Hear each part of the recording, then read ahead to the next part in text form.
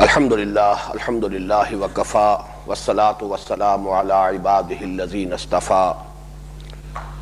خصوصاً علی افضلہم وخاتم النبیین محمد الامین وعلی آلہ وصحبہ اجمعین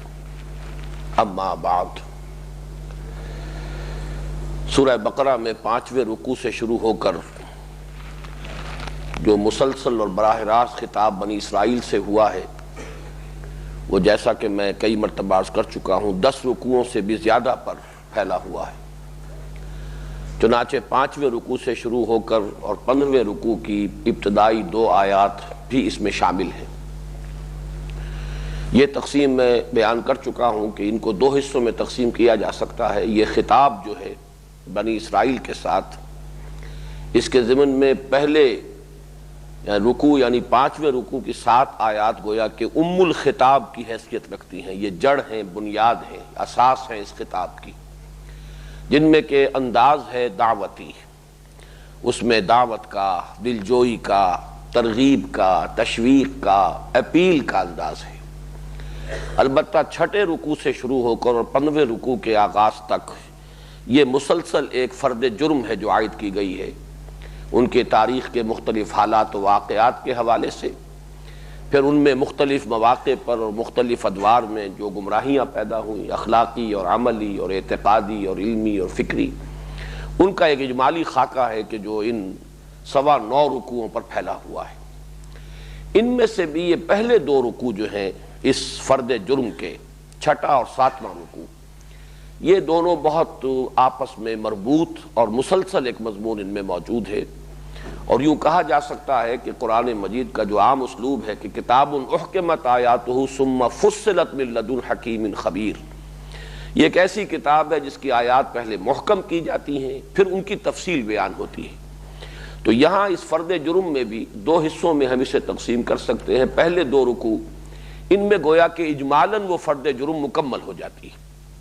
بلکہ یہ کہ اس میں جو اللہ تعالیٰ کی طرف سے فیصلہ ہے وہ بھی گویا کہ سنا دیا جاتا ہے۔ البتہ پھر مزید رہ جائیں گے 7.25 رکوع، ان میں مزید اسی اجمال میں تفصیل کا رنگ بھی آپ کو ملے گا، کچھ اضافی چیزیں بھی ملیں گی، لیکن ایک اعتبار سے یہ دونوں رکوع جو ہیں آپس میں بہت پیوست ہیں مضمون کے اعتبار سے۔ یہی وجہ ہے کہ میں آج تلاوت کر رہا ہوں دونوں رکوعوں کی، اور کوشش ہوگی، اللہ تعالیٰ اس کو پورا کرانے والا ہے، کہ آج اور کل میں ہم ان دونوں رکوعوں کا مطالعہ مکمل کر لیں۔ اگرچہ مولانا امین اصغر اصلاحی صاحب نے 8ویں رکوع کی پہلی آیت کو بھی اسی سلسلہ آیات کے ساتھ مربوط قرار دیا ہے، چنانچہ انہوں نے جو سیکشنز بنائے ہیں اپنی تفسیر میں، تدبر قرآن میں، اس میں ان دونوں رکوعوں کی 15 آیات کے ساتھ 16ویں آیت وہ بھی شامل کی گئی ہے جو 8ویں رکوع کی پہلی آیت ہے۔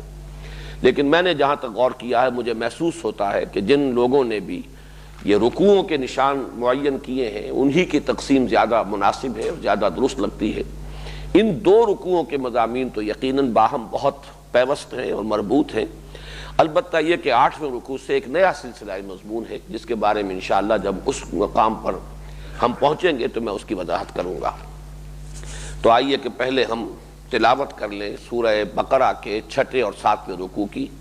یہ جو فلم ہے آپ کے سامنے یہ صرف 7ویں رکوع کی ہے، 6 رکوع کی ہے، 7واں اس میں شامل نہیں ہے، لیکن یہ کہ میں تلاوت کر رہا ہوں اس لیے کہ یہ ایک ہی سلسلہ کلام ہے۔ اعوذ باللہ من الشیطان الرجیم، بسم اللہ الرحمن الرحیم۔ یا بنی اسرائیل اذکروا نعمتی التی انعمت علیکم وانی فضلتکم علی العالمین واتقوا یوما لا تجزی نفس عن نفس شیئا ولا يقبل منها شفاعة ولا یؤخذ منها عدل ولا هم ينصرون وَإِذْ نَجَّيْنَاكُمْ مِنْ آلِ فِرْعَوْنَ يَسُومُونَكُمْ سُوءَ الْعَذَابِ يُذَبِّحُونَ أَبْنَاءَكُمْ وَيَسْتَحْيُونَ نِسَاءَكُمْ وَفِي ذَلِكُمْ بَلَاءٌ مِّن رَّبِّكُمْ عَظِيمٌ وَإِذْ فَرَقْنَا بِكُمُ الْبَحْرَ فَأَنجَيْنَاكُمْ وَأَغْرَقْنَا آلَ فِرْعَوْنَ وَأَنتُمْ تَنظُرُونَ وَإِذْ وَاعَدْنَا مُوسَىٰ 40 لَيْلَةً ثُمَّ اتَّخَذْتُمُ الْعِجْلَ مِن بَعْدِهِ وَأَنتُمْ ظَالِمُونَ ثم عفونا عنكم من بعد ذلك لعلكم تشكرون وإذ آتينا موسى الكتاب والفرقان لعلكم تهتدون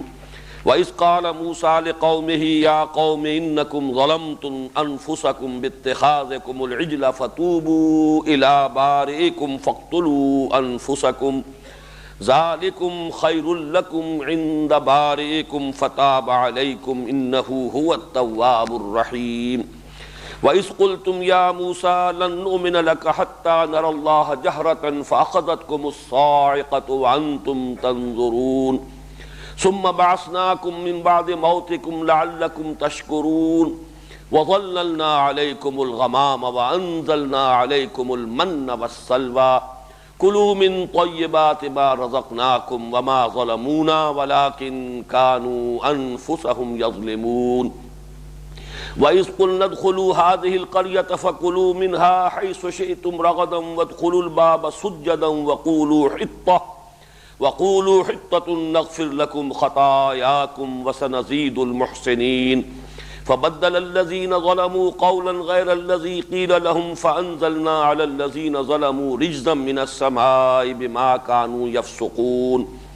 وَإِذِ اسْتَسْقَىٰ مُوسَىٰ لِقَوْمِهِ فَقُلْنَا اضْرِب بِّعَصَاكَ الْحَجَرَ فانفجرت منه اثنتا عشرة عينا قد علم كل أناس مشربهم كلوا واشربوا من رزق الله ولا تعصوا في الأرض مفسدين وإذ قلتم يا موسى لن نصبر على طعام واحد فادع لنا ربك يخرج لنا مما تنبت الأرض من بقلها وقثائها وفومها وعدسها وبصلها قال تستبدلون الذي هو أدنى بالذي هو خير اهبطوا مصرا فإن لكم ما سألتم وضربت عليهم الذلة والمسكنة وباءوا بغضب من الله ذلك بأنهم كانوا يكفرون بآيات الله ويقتلون النبيين بغير الحق ذلك بما عصوا وكانوا يعتدون صدق الله العظيم رب اشرح لي صدري ويسر لي أمري واحلل عقدة من لساني يفقهوا قولي اللهم ربنا ألهمنا رشدنا واعذنا من شرور أنفسنا اللهم أرنا الحق حقا وارزقنا اتباعه وأرنا الباطل باطلا وارزقنا اجتنابه آمین یا رب العالمین۔ پچھلے درس میں عرض کر چکا ہوں کہ یہ جو فرد جرم شروع ہو رہی ہے بنی اسرائیل کے خلاف، اس کے آغاز میں جو دو آیات آئی ہیں بعین ہی یہی دو آیات اختتام پر آئی ہیں، اور یہ صرف ایک بات ہے، ایک انداز ہے بات کے بتانے کا، سمجھانے کا، اور اس کے حوالے سے واقعہ یہ ہے کہ کچھ چیزیں آسانی سے ذہن نشین ہو جاتی ہیں پھر یاد رہتی ہیں، کہ اس کی تشبیہ ہے جیسے کہ بریکٹس شروع ہوتی ہیں اور بند ہوتی ہیں، اور بریکٹس جو ہے خاص طور پر بڑی بریکٹ جو ہے اس کا اکثر و بیشتر حصہ تو وہی ہے، ایک خط ہے مستقیم افقی، لیکن یہ کہ اس کے جو دونوں طرف کی بریکٹس ہیں ان کے ایک طرف کا رخ ایک طرف ہوگا اور اس کے برعکس ہوگا آخر میں جب بریکٹ بند ہوگی، بس اتنا ہی فرق ان دو آیات میں ہے۔ ایک آیت جو کہ تو، البتہ دوسری آیت میں ذرا ترتیب بدل گئی ہے، جیسا کہ میں پچھلی مرتبہ عرض کر چکا ہوں، آج بھی دوبارہ سامنے آ جائے گا۔ لیکن یہ کہ مجھے حیرت ہے کہ یہ جو اسلوب یہاں پر قرآن مجید نے اختیار کیا، اس کی طرف بہت کم لوگوں کی توجہ ہوئی کہ آخر کیا وجہ ہے کہ 5ویں رکوع میں بھی یا بنی اسرائیل اذکروا نعمتی التی انعمت علیکم واوفوا بعہدی اوف بعہدکم، پھر یہ کہ اس کے بعد 6واں رکوع شروع ہو رہا ہے یا بنی اسرائیل اذکروا نعمتی التی انعمت علیکم وانی فضلتکم علی العالمین، پھر جب یہ خطاب ختم ہو رہا ہے پھر بعین ہی یہی آیت دہرا کر آ رہی ہے۔ اس سے جو اشارے ہیں، یہ قرآن مجید کی یہ ترتیب، یہ سیاق و سباق، یہ جو مضامین کی تقسیم ہے، یقیناً اس میں بڑی حکمت پوشیدہ ہے۔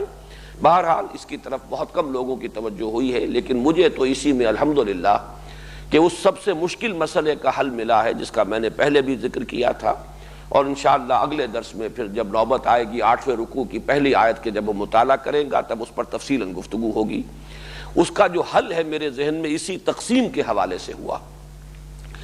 فرمایا یا بنی اسرائیل اذکروا نعمتی التی انعمت علیکم، اے بنی اسرائیل، بیان کر چکا ہوں اسرائیل حضرت یعقوب کا لقب ہے،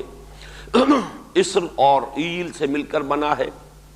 اسر بمانی عبد، ایل بمانی اللہ، عبد اللہ، یہ گویا کہ ان کا لقب ہے۔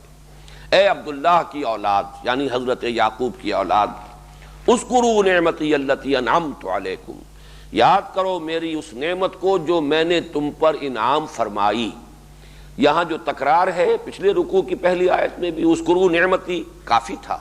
لیکن اس کے بعد التی انعمت علیکم، اس میں تاکید بھی ہے، اور دوسرے یہ کہ اس میں اصل فضل ہے ہمارا جو ہم نے تم پر کیا۔ انعمت علیکم، میں نے انعام کیا تم پر، یہ تمہارا کوئی استحقاق نہیں تھا بلکہ اللہ تعالیٰ کی طرف سے جو بھی تمہیں فضیلت عطا ہوئی ہے، یہ جان لو کہ یہ وہبی ہے، عطا کردہ ہے، یہ اللہ تعالیٰ کی دی ہوئی ہے، اس میں تمہارے استحقاق کو کوئی دخل حاصل نہیں ہے۔ اس لیے کہ جب انسان یہ سمجھتا ہے کہ میرے استحقاق کی بنیاد پر مجھے کوئی چیز ملی ہے تو اس میں عجب پیدا ہوتا ہے، فخر پیدا ہوتا ہے، غرور پیدا ہوتا ہے، اور یہی عجب اور غرور اور فخر جو ہے یہ در حقیقت بہت سی اعتقادی اور عملی گمراہیوں کی بنیاد اور سبب بن جاتا ہے۔ تو فرمایا یاد کرو میری اس نعمت کو جو میں نے تم پر انعام فرمائی، اور وَأَنِّي فَضَّلْتُكُمْ عَلَى الْعَالَمِينَ، یہ یہاں اس پچھلی آیت کے مقابلے میں اضافہ ہو رہا ہے، اور میں نے تو تمہیں تمام جہانوں پر فضیلت دی۔ اس میں سب سے پہلی بات یہ نوٹ کیجئے کہ یہ عربی زبان کا نحو کا ایک اسلوب ہے کہ بعض اوقات ظرف جو ہے اس کو جمع اس کی کر کے، لیکن اس میں مظروف کی جمع مراد ہوتی ہے۔ یہ ظرف ہے عالم، اور اس میں تمام انسان ہیں، عالم انسانیت، تمام اقوام اور مختلف جو بھی علاقے کے اندر نسلیں آباد ہیں، تو مراد تمام جہانوں سے کیا ہے؟ جہان کے تمام اقوام،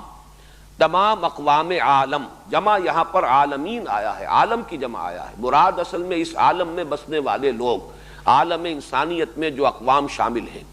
جملہ اقوام عالم پر تمہیں فضیلت دی۔ اور فضیلت کس معنی میں ہے؟ یہ میں نعمت کے ضمن میں بھی پچھلے درس میں عرض کر چکا ہوں کہ اصل نعمت کیا ہے اللہ کی؟ نعمت ہدایت، اور یہی در حقیقت فضیلت ہے۔ جیسے کہ تفصیل سے میں نے پچھلی مرتبہ عرض کیا تھا، قرآن مجید سے بالخصوص سورہ حدید کی آیت نمبر 26 سے یہ ظاہر ہوتا ہے کہ اللہ تعالیٰ نے نبوت اور رسالت کے لیے خاص کر لیا حضرت ابراہیم کی نسل کو۔ یہ اب حضرت ابراہیم کے بعد انہی کی اولاد کی مختلف شاخوں میں نبوت و رسالت اور انزال کتب کا سلسلہ جاری رہا، شریعت انہی کو عطا ہوئی ہے۔ اس میں تھوڑا سا اضافہ کر لیجئے کہ اللہ تعالیٰ کی ہدایت کی صرف یہی ایک شکل نہیں ہے، یہ اس کی تکمیلی شکل ہے۔ ہدایت خداوندی کبھی حکمت کی شکل میں ہوتی ہے، جس کی ایک بڑی نمایاں مثال قرآن مجید میں حضرت لقمان کی ہے، وَلَقَدْ آتَيْنَا لُقْمَانَ الْحِكْمَةَ أَنِ اشْكُرْ لِلَّهِ، اور یہ بات سب کے نزدیک تقریباً مسلم ہے کہ وہ نہ نبی تھے نہ کسی نبی کے امتی تھے، ایک حکیم اور دانا انسان۔ اس اعتبار سے یہ ضروری نہیں ہے کہ دنیا کے ہر علاقے میں نبوت رہی ہو، اگرچہ یہ ہمیں معلوم ہے اصولاً کہ انبیاء اور رسل صرف وہی نہیں آئے ہیں دنیا میں کہ جن کا ذکر قرآن میں ہے، قرآن مجید کی نص ہے، بہت سے ایسے نبی ہیں جن کا ذکر قرآن میں نہیں ہے، بہت سے ایسے رسول ہیں جن کا ذکر قرآن میں نہیں ہے، لیکن یہ کہ یہ بھی لازم نہیں آتا کہ ہر قوم میں یا ہر علاقے میں نبی اور رسول آئے ہوں۔ ہدایت خداوندی، چنانچہ جو الفاظ آتے ہیں اس عموم کے، اس میں لفظ نبوت نہیں ہے بلکہ نذیر، وَإِن مِّن قَرْيَةٍ إِلَّا خَلَا فِيهَا نَذِيرٌ، نہیں کوئی بستی ایسی جس میں کوئی نہ کوئی خبردار کرنے والا نہ آیا ہو۔ یا یہ کہ وَلِكُلِّ قَوْمٍ ہاد، ہر قوم کے لیے ہم نے ہادی بھیجے ہیں۔ تو ہادی ہونا، نذیر ہونا، یہ مستلزم نہیں ہے نبی اور رسول ہونے کو۔ بہرحال حضرت ابراہیم علیہ السلام کا معاملہ جیسا کہ میں عرض کر چکا ہوں، اب سے تقریباً 4، 4.25، 4.5 برس قبل کا معاملہ ہے، اور جہاں تک تاریخ انسانی کا تعلق ہے، جو بھی اب تک ہمارے پاس مختلف ذرائع سے معلومات حاصل ہو سکی ہیں، وہ بھی تقریباً اسی دور سے متعلق ہے۔ گویا کہ حضرت ابراہیم علیہ السلام at the dawn of history جس کو ہم کہیں گے، کہ یہ گویا کہ طلوع ہے تاریخ انسانی کا، اس وقت اس دور سے حضرت ابراہیم کا تعلق ہے۔ حضرت نوح علیہ السلام، حضرت ہود، حضرت صالح اور بہت سے آئے ہوں گے انبیاء حضرت نوح کی اولاد میں، اس لیے کہ حضرت ابراہیم سے پہلے نبوت اور رسالت کا سلسلہ رہا ہے حضرت نوح کی نسل میں، اور حضرت نوح کے 3 بیٹوں کی نسلیں جو ہیں وہ دنیا میں مختلف علاقوں میں پھیلی ہیں، تو وہاں بھی یقیناً نبی اور رسول آئے ہوں گے۔ حضرت نوح اور حضرت ابراہیم کے درمیان یہ ضروری نہیں ہے کہ صرف انہی کا ذکر جن کا قرآن میں آیا ہے صرف وہی رسول آئے ہوں، یعنی حضرت ہود اور حضرت صالح، اور اسی طریقے سے اور دوسرے دو ہی کا ذکر قرآن مجید میں ملتا ہے، اس لیے کہ تیسرے حضرت لوط ہیں، وہ کنٹمپریری ہیں حضرت ابراہیم علیہ السلام ہی کے بھتیجے ہیں، اور آپ ہی کے زمانے میں آپ بھی پر ایمان لائے ہیں، اگرچہ وہ بھی رسول بنا کر بھیج دیے گئے خاص علاقے کی طرف۔ لیکن یہ کہ اس دور میں تو نبوت اور رسالت دنیا کے دوسرے علاقوں میں بھی ہو سکتی ہے، لیکن حضرت ابراہیم علیہ السلام کے بعد قرآن مجید میں سورہ حدید کی آیت نمبر 26 سے یہ لازم آتا ہے کہ پھر نبوت اور رسالت حضرت ابراہیم کی نسل ہی میں رہی ہے۔ وَلَقَدْ أَرْسَلْنَا نُوحًا وَإِبْرَاهِيمَ وَجَعَلْنَا فِي ذُرِّيَّتِهِمَا النُّبُوَّةَ وَالْكِتَابَ، ہم نے ان کی نسل ہی کے اندر معین کر دی، رکھ دی نبوت اور کتاب۔ اس اعتبار سے یہ نسل ابراہیمی جو ہے اسی کے اندر یہ سلسلہ نبوت اور رسالت جاری رہا، اور یہ ہمیں معلوم ہے کہ اس میں سب سے زیادہ جو سلسلہ جاری رہا ہے یہ حضرت اسحاق کے بیٹے حضرت یعقوب، اور پھر ان سے جو نسل چلی ہے یہی ہے جنہیں کہ دنیا میں عام طور پہ جانا جاتا ہے کہ prophets of the Old Testament, جن کا ذکر جو ہے تورات کے اندر آتا ہے، اس کے مختلف صحیفوں کے اندر موجود ہے۔ یہ فضیلت ہے جو تمام جہان والوں پر یعنی تمام اقوام عالم پر اللہ تعالیٰ نے ان کو عطا فرمائی۔ اسی نبوت اور رسالت کا پھر مظہر یہ ہے کہ یہ تو دنیا میں تسلیم کیا جاتا ہے کہ توحید اپنی صریح اور واضح صورت میں صرف انہی کے ہاں پائی گئی ہے۔ باقی دنیا جو ہے کہیں اسلام پرستی چل رہی ہے، کہیں کواکب پرستی چل رہی ہے، کہیں مظاہر پرستی چل رہی ہے، کہیں درختوں کو پوجا جا رہا ہے، کہیں سانپوں کو اور بچھوؤں کو پوجا جا رہا ہے۔ تو مظاہر پرستی جو ہے دنیا میں ہر جگہ پر آپ کو نظر آئے گی، لیکن یہ قوم جو ہے تھرو دی ہسٹری، تاریخ کے دوران توحید پر قائم رہی ہے۔ اس میں عملی گمراہیاں آئیں اور دوسری اعتقادی گمراہیاں آ گئیں، عجب پیدا ہو گیا، فخر پیدا ہو گیا، بدعملی پیدا ہو گئی، اخلاقی زوال آ گیا، لیکن بائی اینڈ لارج یہ کہا جائے گا کہ یہ قوم بحیثیت مجموعی توحید پر قائم رہی۔ ایسے ادوار بھی آئے ہیں کہ جن قوموں کے پاس یہ رہے ہیں ان کے اثرات انہوں نے لے لیے، کنعانیوں کے اثرات، موابیوں کے اثرات، چنانچہ ان کے ہاں شرک کی آلائش بھی آ گئی، لیکن تسلسل کے ساتھ یہ قوم جو ہے بحیثیت مجموعی توحید خداوندی پر قائم رہی۔ یہی در حقیقت اس کا فضیلت کا سب سے بڑا ترہ امتیاز ہے۔ یا بنی اسرائیل اذکروا نعمتی التی انعمت علیکم وانی فضلتکم علی العالمین واتقوا یوما لا تجزی نفس عن نفس شیئا ولا يقبل منها شفاعۃ ولا یؤخذ منها عدل ولا هم ینصرون۔ یہی آیت آخر میں آئے گی صرف اس فرق کے ساتھ کہ واتقوا یوما لا تجزی نفس عن نفس شیئا، یہ تو جو کتو ہوگا، ولا يقبل منها عدل ولا تنفعها شفاعۃ، یعنی عدل اور شفاعت کے اندر ترتیب صرف بدل جائے گی، یہاں جو ہے لا يقبل منها شفاعۃ ولا يؤخذ منها عدل ہے، وہاں ہوگا ولا يقبل منها عدل ولا تنفعها شفاعۃ، پھر آخری ٹکڑا جو کا تو ہے ولا هم ينصرون۔ یہ آیت جو ہے اس اعتبار سے بڑی اہمیت کی حامل ہے کہ جیسا کہ میں نے عرض کیا تھا، مسلمان قوم کے اندر جب زوال آتا ہے تو اس کا اصل سبب ایمان بالآخرت میں ضعف کا پیدا ہو جانا ہے۔ میں نے بارہا یہ بیان کیا ہے، اور پچھلے سال جو یہاں پر محاضرات قرآنی ہوئے حقیقت ایمان کے موضوع پر، تو ایک تقسیم یاد ہوگی جو حضرات اس میں شریک رہے ہیں کہ ایمانیات ثلاثہ میں میں نے ایک تقسیم کی کہ جہاں تک ایمان اصولی، علمی، نظری اعتبار سے ایمان کا تعلق ہے، اہم ترین ایمان ایمان باللہ یا توحید، لیکن جہاں تک قانونی ایمان کا تعلق ہے، فقہی ایمان کا تعلق ہے، جس کی بنیاد پر کسی کو دنیا میں مسلمان مانا جائے، تو وہ ہے ایمان بالرسول، ایمان بالرسالت۔ جو رسول کو مانے گا وہ مسلمان ہے، جو نہیں مانے گا چاہے بڑے سے بڑا موحد ہو، آخرت پر کتنا ہی یقین رکھتا ہو، رسول کو نہیں مانے گا تو وہ اس امت کے دائرے سے خارج۔ لیکن عملی اعتبار سے، اخلاقی اعتبار سے، انسان کے عملی رویے کے اوپر سب سے زیادہ جو مؤثر ایمان ہے، جس کی چھاپ پڑتی ہے، وہ ایمان بالآخرہ ہے۔ اگر یہ گرفت رہے کہ جانا ہے اللہ کے حضور، پیشی ہونی ہے، وہاں کوئی چھڑانے والا نہیں، وہاں کوئی کسی کی سفارش فائدہ نہیں پہنچائے گی، اگر اس ایمان بالرسالت کی پختگی بھی ہو، اس کی انٹینسٹی بھی ہو، پھر یہ کہ کوئی غلط عقیدہ جو ہے اسے غیر مؤثر نہ کر دے۔ یہ غیر مؤثر کرنے والے اعتقادات یہ ہیں کہ اللہ پر ایمان بھی، آخرت پر ایمان بھی ہے، لیکن یہ کہ کوئی ہستیاں ایسی ہیں کہ جن کی سفارش سے وہاں چھوٹ مل جائے گی، چھٹکارا ہو جائے گا، لہذا کچھ تھوڑی بہت جو ہے ان ہستیوں کے لیے کچھ جو ہے ڈنڈوت کی جائے، کچھ ان کے لیے بھی مراسم عبودیت بجا لائے جائیں، تو ان کی شفاعت سے، ان کی سفارش سے بیڑا پار ہو جائے گا۔ یا یہ کہ اسی طریقے سے ہم تو ہیں ہی بخشے بخشائے، اس لیے کہ ہم تو ایک خاص امت سے متعلق ہیں، ہمارا ایک تعلق ہے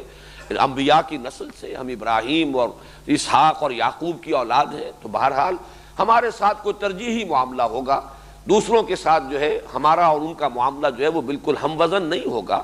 بلکہ یہ کہ ہم اگر جہنم میں جھونکے بھی گئے اپنی بدعمالیوں کی وجہ سے تو چند دن،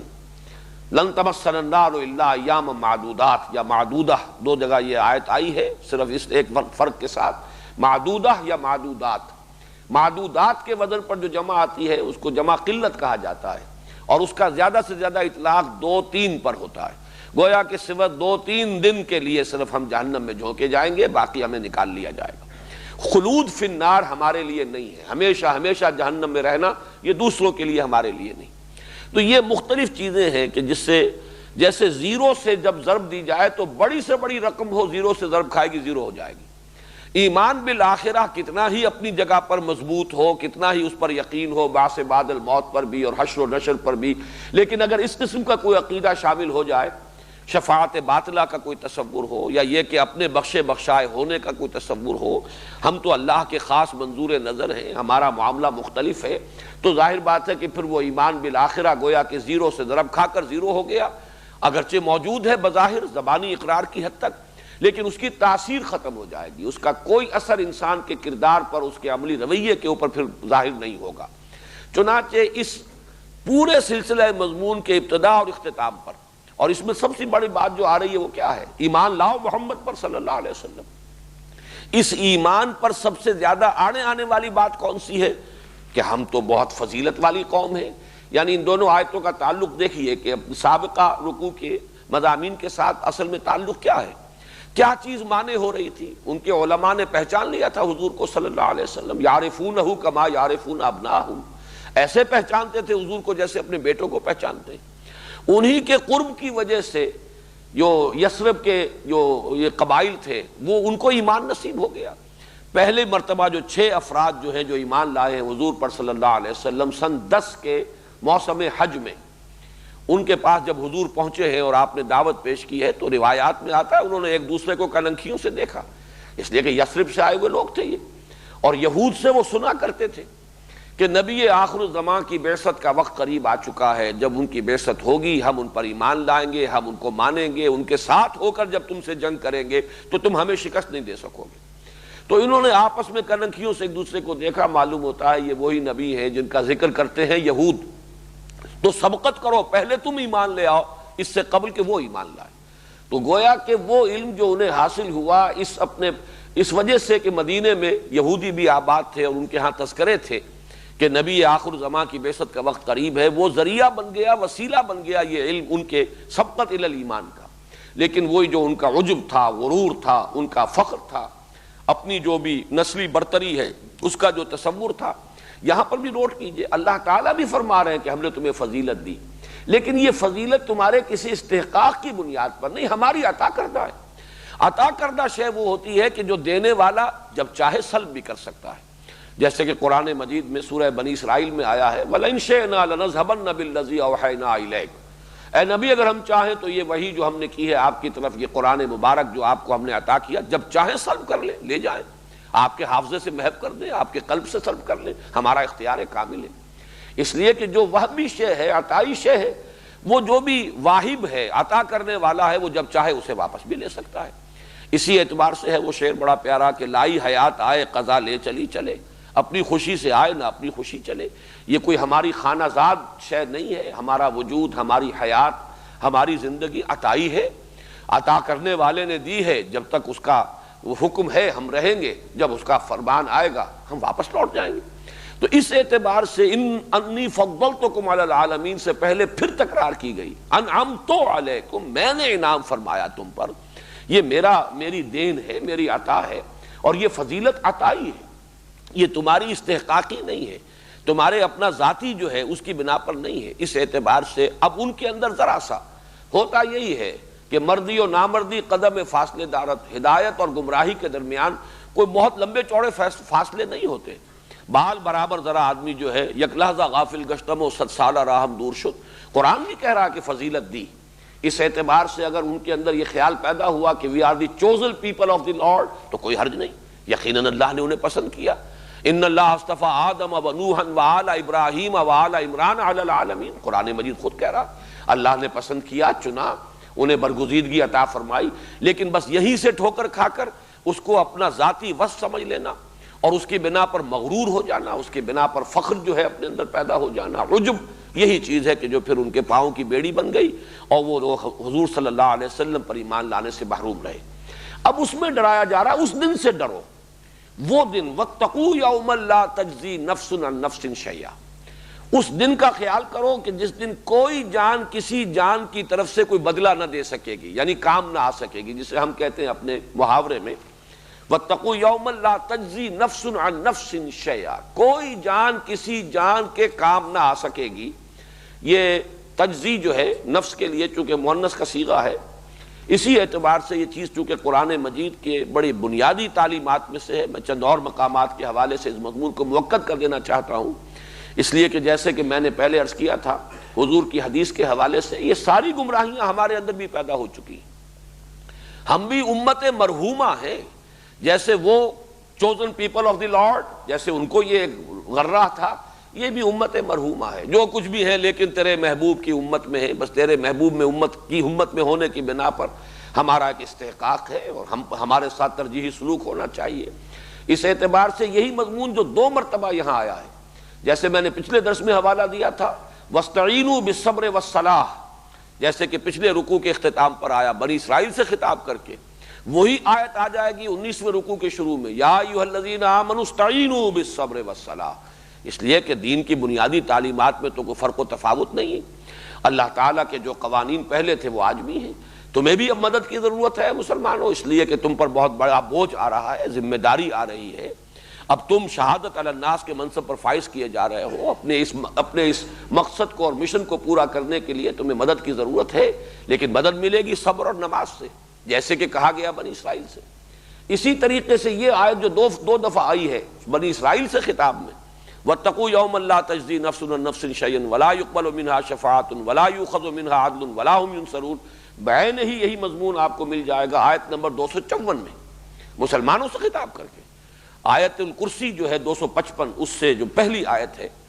یا ایھا الذین آمنوا انفقوا مما رزقناکم من قبل ان یاتی یوم لا بیع فیہ ولا خلۃ ولا شفاعۃ والکافرون هم الظالمون. اہل ایمان اللہ کا تقوی اختیار کرو اور خرچ کر دو، لگا دو، کھپا دو، وہ چیز جو اللہ نے تمہیں دی ہے اس کے راستے میں صرف کر دو، اس سے پہلے کہ وہ دن آ دھمکے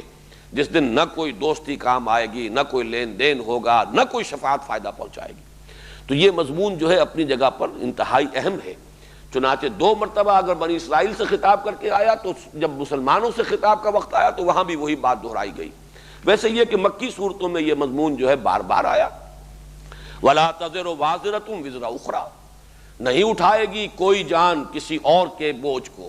ہر ایک کو اپنا اپنا بوجھ اٹھانا ہے، اپنی اپنی گٹھلیاں جو ہیں اپنے اپنے کندھوں پر ہوں گی. نیکی ہے تو وہ بھی کسی کی نیکی دوسرے کو فائدہ نہیں پہنچائے گی، اور کسی کی اگر بدی ہے تو وہ بھی کسی دوسرے کے کھاتے میں نہیں ڈالی جائے گی.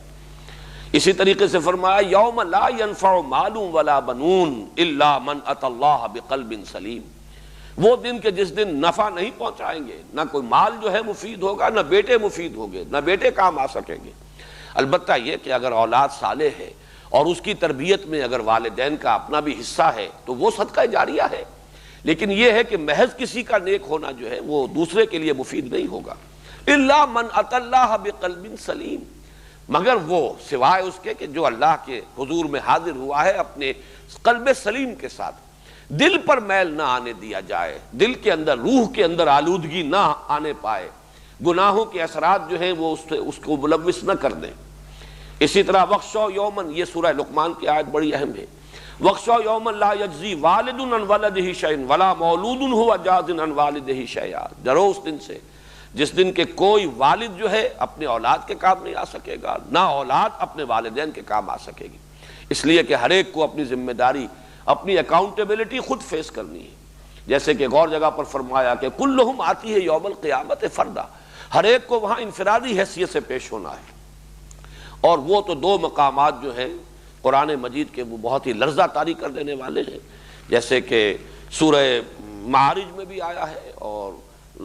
آخری پارے میں بھی آیا ہے، یوم یفر المرء من اخیہ وامہ وابیہ وصاحبتہ وبنیہ لکل امرئ منہم یومئذ شأن یغنیہ، جس دن کے بھاگے گا انسان اپنے بھائی سے بھی اور اپنی ماں سے بھی اور اپنے باپ سے بھی اور اپنی بیوی سے بھی اور اپنے بیٹوں سے بھی، ہر ایک کو پڑی ہوگی اپنی ہی دھن، اپنی ہی فکر ہوگی، ہر ایک کو جو ہے وہ بس اپنا انجام جو ہے اس کے بارے میں فکر ہو، دامنگیر ہوگا، کسی اور کے بارے میں وہ کچھ اس وقت سوچ بھی نہیں سکے گا۔ اس سے بھی زیادہ لرزہ طاری کر دینے والے الفاظ جو ہیں وہ سورہ معارج کے ہیں، یود المجرم لو یفتدی من عذاب یومئذ ببنیہ وصاحبتہ واخیہ وفصیلتہ التی تؤویہ ومن فی الارض جمیعا ثم ینجیہ کلا انہا لظی، جس دن کے انسان یہ چاہے گا، مجرم یہ چاہیں گے کسی طرح فدیے میں لے لیے جائیں ان سے اس کے بیٹے، اور فدیے میں لے لی جائے بیوی بھی، اور فدیہ میں لے لیا جائے بھائی بھی، اور اس کا وہ سارا کنبہ قبیلہ جس نے کہ اسے پناہ دی، پالا پوسا، اس کی حفاظت کی، اور جو بھی زمین میں ہے کل تمام مخلوقات فدیے میں لے کر اور کسی طریقے سے اس کو نجات مل جائے۔ تو اب یہ کیفیت جو ہے جب تک کہ یہ سامنے نہ رہے اس وقت تک ایمان بالآخرہ جو ہے اس کے اندر تاثیر نہیں ہوگی، اس کا کوئی اثر انسان کے قلب پر، اس کے کردار پر، اس کے اعمال پر وارد نہیں ہوگا۔ دوسرا فرمایا وَلَا يُقْبَلُ مِنْهَا شَفَاعَةٌ، اور نہ ہی کسی جان کی طرف سے کوئی شفاعت قبول کی جائے گی۔ اس میں اصل میں اگرچہ قرآن مجید میں بہت سے مقامات پر شفاعت کی نفی کلی بھی آئی ہے، لیکن بعض مقامات پر اس کا ایک اثبات بھی آیا ہے، اور وہ اثبات یہ ہے کہ جس کے لیے بھی اللہ تعالیٰ اجازت دے دے گا اور جسے اجازت دے دے۔ چنانچہ شفاعت کی پھر ہمارے ہاں دو قسمیں ہوئی ہیں، احادیث میں ان کی مزید تفصیل بھی ہے، لیکن اس میں فرق و تفاوت کیا ہے بنیادی طور پر؟ ویسے یہ مضمون آئے گا بالکل یکجا ہو کر، جس آیت کا میں نے ابھی حوالہ دیا آیت نمبر 254 سورہ بقرہ کی، اس میں کیٹیگوریکل ڈینائل ہے، ولا شفاعہ، کوئی شفاعت نہیں، کوئی بھی شفاعت اور کوئی سفارش نہیں۔ لیکن اگلی آیت آیت الکرسی میں ہے، اس میں تھوڑا سا استثناء جو ہے کر دیا گیا، من ذا الذی یشفع عندہ الا باذنہ، کون ہے وہ جو شفاعت کر سکے اس کے حضور میں مگر اس کی اجازت سے۔ تو معلوم ہوا کہ اذن رب کے ساتھ شفاعت وہاں ہوگی۔ یہ مسئلہ جو ہے اس میں بس ایک باریک فرق اس وقت نوٹ کر لیجئے کہ جس کے حق میں شفاعت کی جانی ہو وہ بھی اللہ کی طرف سے اپرووڈ ہو، اور جو شفاعت کرے اسے بھی اذن ملے۔ قرآن مجید سے یہ دوہری اذن کا ثبوت ملتا ہے، تب شفاعت کا کوئی اس بات ہے، استثناء جو کیا گیا ہے قرآن مجید میں، اور اس کا مقصد جو بیان کیا ہے علماء نے، اور وہی واحد توجیہ ممکن ہے کہ وہ کچھ شخصیات کا جو اللہ تعالیٰ کے ہاں مقام اور مرتبہ ہے اس کے اظہار کے لیے، تاکہ معلوم ہو کہ یہ اللہ کے مقربین میں سے ہیں، ان کا اونچا درجہ ہے، یہ صدیقین میں سے ہیں، یہ شہداء میں سے ہیں، یہ انبیاء ہیں، یہ خاتم الرسل ہیں، آخر المرسلین ہیں، سید الانبیاء والمرسلین ہیں۔ تو مختلف شخصیتوں کے مقام کے اظہار کے لیے کہ ان کی بات سامنے آئے کہ ان کا اللہ کے ہاں کیا درجہ ہے۔ اگرچہ اس میں ایک جو ہے اشکال رہتا ہے کہ اگر تو ہم یہ تصور کریں کہ جیسے کہ یہ کھلے عام کوئی دربار لگا ہوا ہو اور اس میں واضح طور پر اجازت دی جائے کہ ہاں آپ شفاعت کر سکتے ہیں فلاں کی،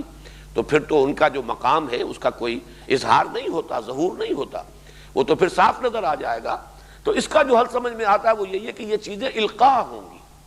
یہ براہ راست اللہ تعالیٰ کی طرف سے اس طور سے ایکسپریس جو ہے کہا نہیں جائے گا کہ آپ شفاعت کر سکتے ہیں، بلکہ یہ کہ یہ گویا کہ القاء کر دیا جائے گا کہ اس شخص کے حق میں اگر آپ چاہیں تو آپ شفاعت کر سکتے ہیں۔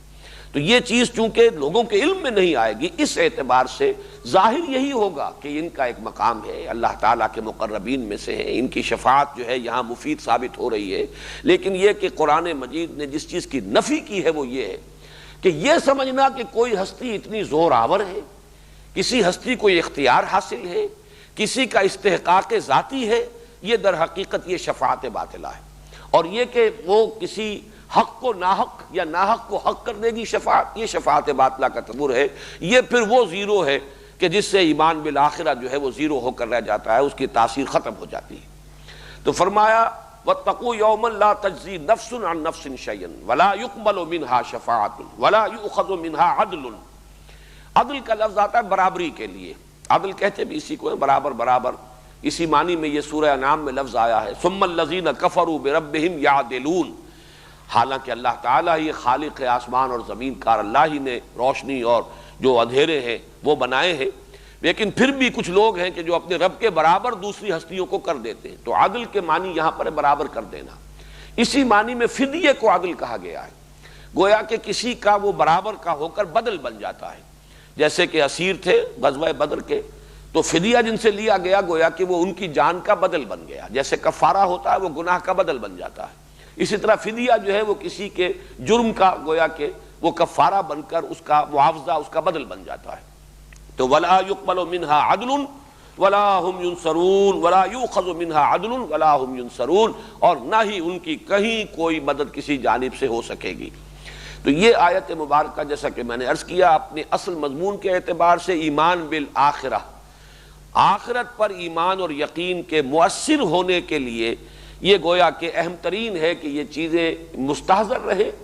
کہ اللہ تعالیٰ کے ہاں جب محاسبہ ہوگا وہاں تو انسان کو لیس للانسان الا ما سعی وان سعیہ سوف یری، انسان کو وہی کچھ ملے گا جس کے لیے اس نے محنت کی ہوگی، ہاں اس کی محنت جو ہے وہ ضائع نہیں جائے گی، وہ اس کے سامنے آ جائے گی۔ فمن یعمل مثقال ذرۃ خیرا یرہ ومن یعمل مثقال ذرۃ شرا یرہ، جو کوئی بھی کسی نے نیکی کی ہوگی ذرے کے ہم وزن اپنے سامنے موجود پائے گا، اور جس کسی نے بدی کمائی ہوگی ذرے کے ہم وزن اپنے سامنے موجود پائے گا۔ اگرچہ یہ اپنی جگہ پر ہے کہ ان الحسنات یذھبن السیئات، انسان کی بہت سی نیکیاں کفارہ بنتی رہتی ہیں اس کی بہت سے تقصیرات کا، کوتاہیوں کا، خصوصاً جو صغائر ہیں، صغیرہ گناہ وہ دھلتے رہتے ہیں نیکیوں کے ساتھ، لیکن بہرحال اس سے یہ کہ موجود ہوگا، انسان دیکھ لے گا۔ جیسے کہ آپ کو بیلنس شیٹ ملتی ہے تو ڈیبٹ کریڈٹ جو ہے بہرحال انٹریز موجود ہوں گی کہ تمہارے اس کریڈٹ کی وجہ سے وہ ڈیبٹ جو ہے وہ نیوٹرلائز ہو گیا ہے، لیکن یہ کہ انسان کے اصل فیصلہ کن شے اس کا اپنا عمل ہے، اس کا اپنا کردار ہے، اس کی اپنی روش۔ اب اس کے بعد فرمایا وَإِذْ نَجَّيْنَاكُمْ مِنْ آلِ فِرْعَوْنَ يَسُومُونَكُمْ سُوءَ الْعَذَابِ يُذَبِّحُونَ أَبْنَاءَكُمْ وَيَسْتَحْيُونَ نِسَاءَكُمْ وَفِي ذَلِكُمْ بَلَاءٌ مِّن رَّبِّكُمْ عَظِيمٌ۔ اب یہاں سے جو سلسلہ شروع ہو رہا ہے اس میں کچھ واقعات ہیں جو بنی اسرائیل کی تاریخ کے بالکل ابتدائی دور کے ہیں۔ ویسے تو بنی اسرائیل کی تاریخ شروع ہوگی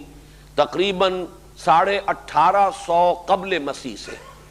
اس لیے کہ حضرت یعقوب کی اولاد، جیسا کہ میں نے پہلے عرض کیا تھا، اندازے ہیں، ان کو یقین کے ساتھ تو نہیں کہا جا سکتا، لیکن جن لوگوں نے ریسرچ کی ہے اور تحقیق کی ہے تو حضرت یوسف کی پیدائش کا سن 1906 قبل مسیح ہے۔ ان کے ہی بھائی ہیں یہ 11 بھائی اور جو کہ بنو اسرائیل، بنو یعقوب ہے، حضرت یعقوب کی اولاد 12 بیٹے،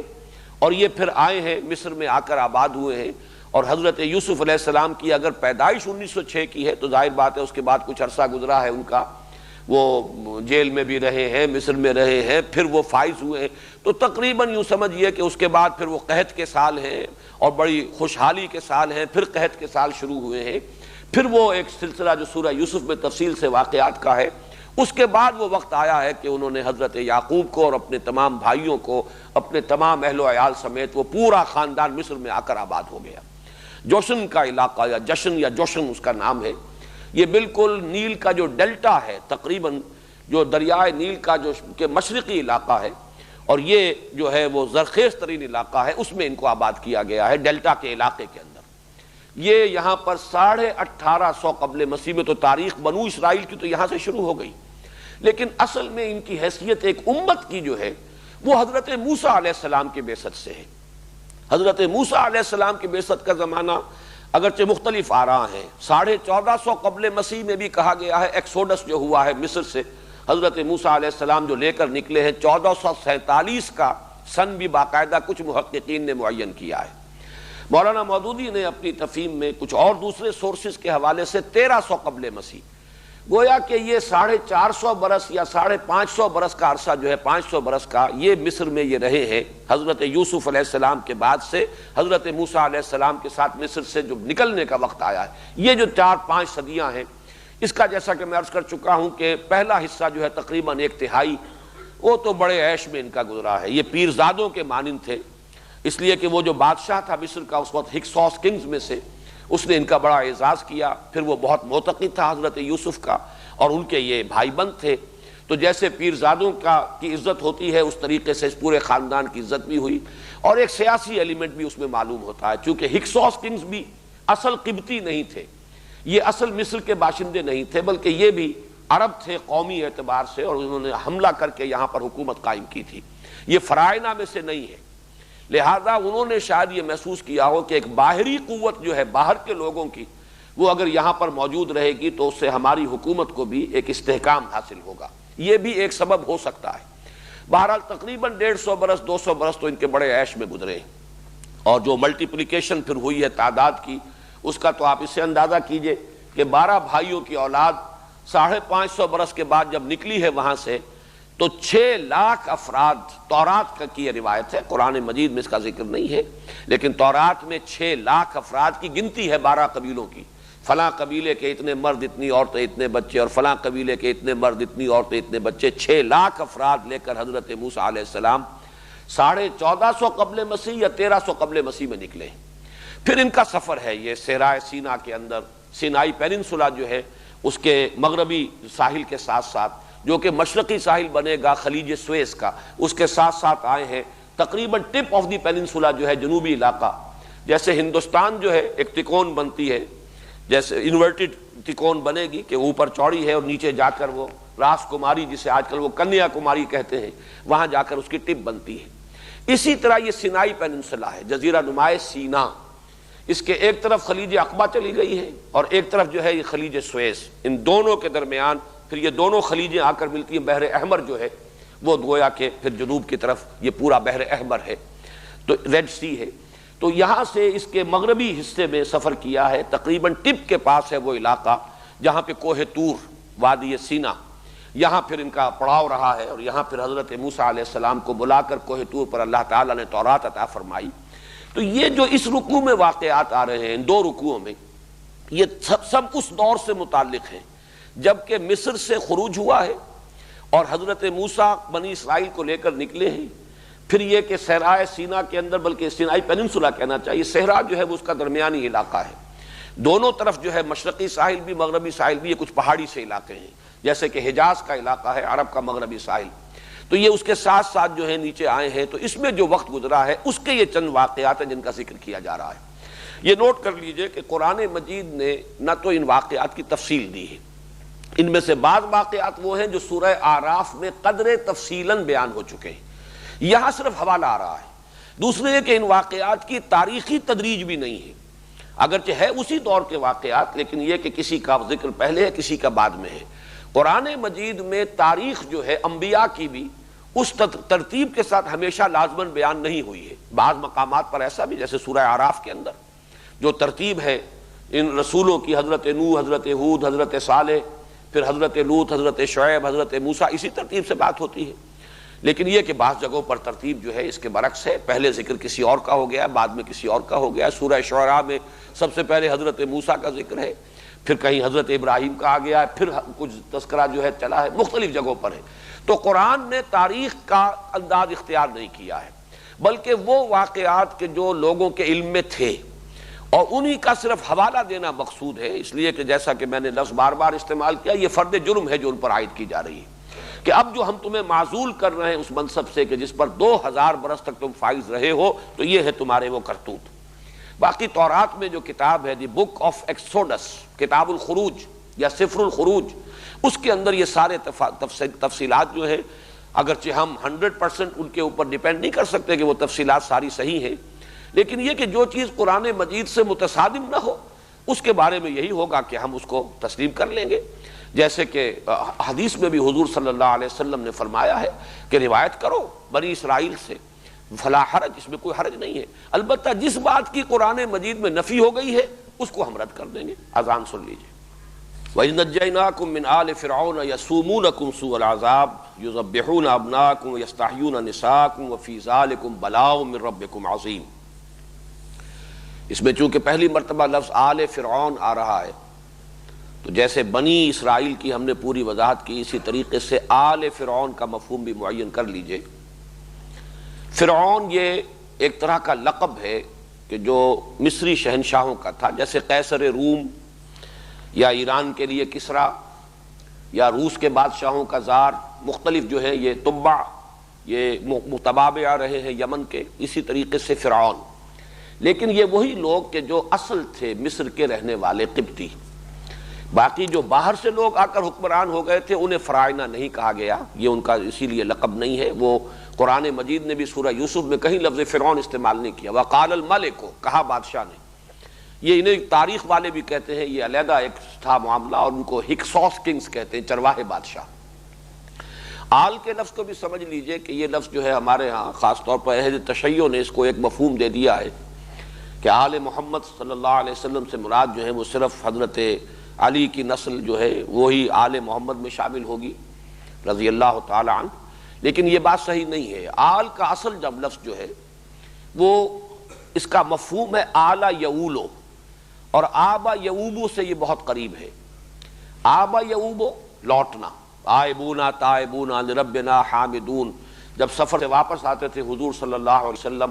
تو گھر میں داخل ہوتے ہوئے جو آپ کی زبان پر الفاظ حمد ہوتے تھے اللہ کے شکر کے، اس میں آئبونا تائبونا، ہم لوٹ کر آ رہے ہیں اپنے رب کی طرف توبہ کرتے ہوئے، یعنی گھر میں بھی گھر کے والوں کی طرف بھی آ رہے ہیں، اپنے رب کی طرف بھی آ رہے ہیں، ہر وقت انسان کو توبہ کرنی ہے۔ تو آبا یعوبو آلا یعولو، لوٹنا، اسی سے لفظ تعویل بنا ہے،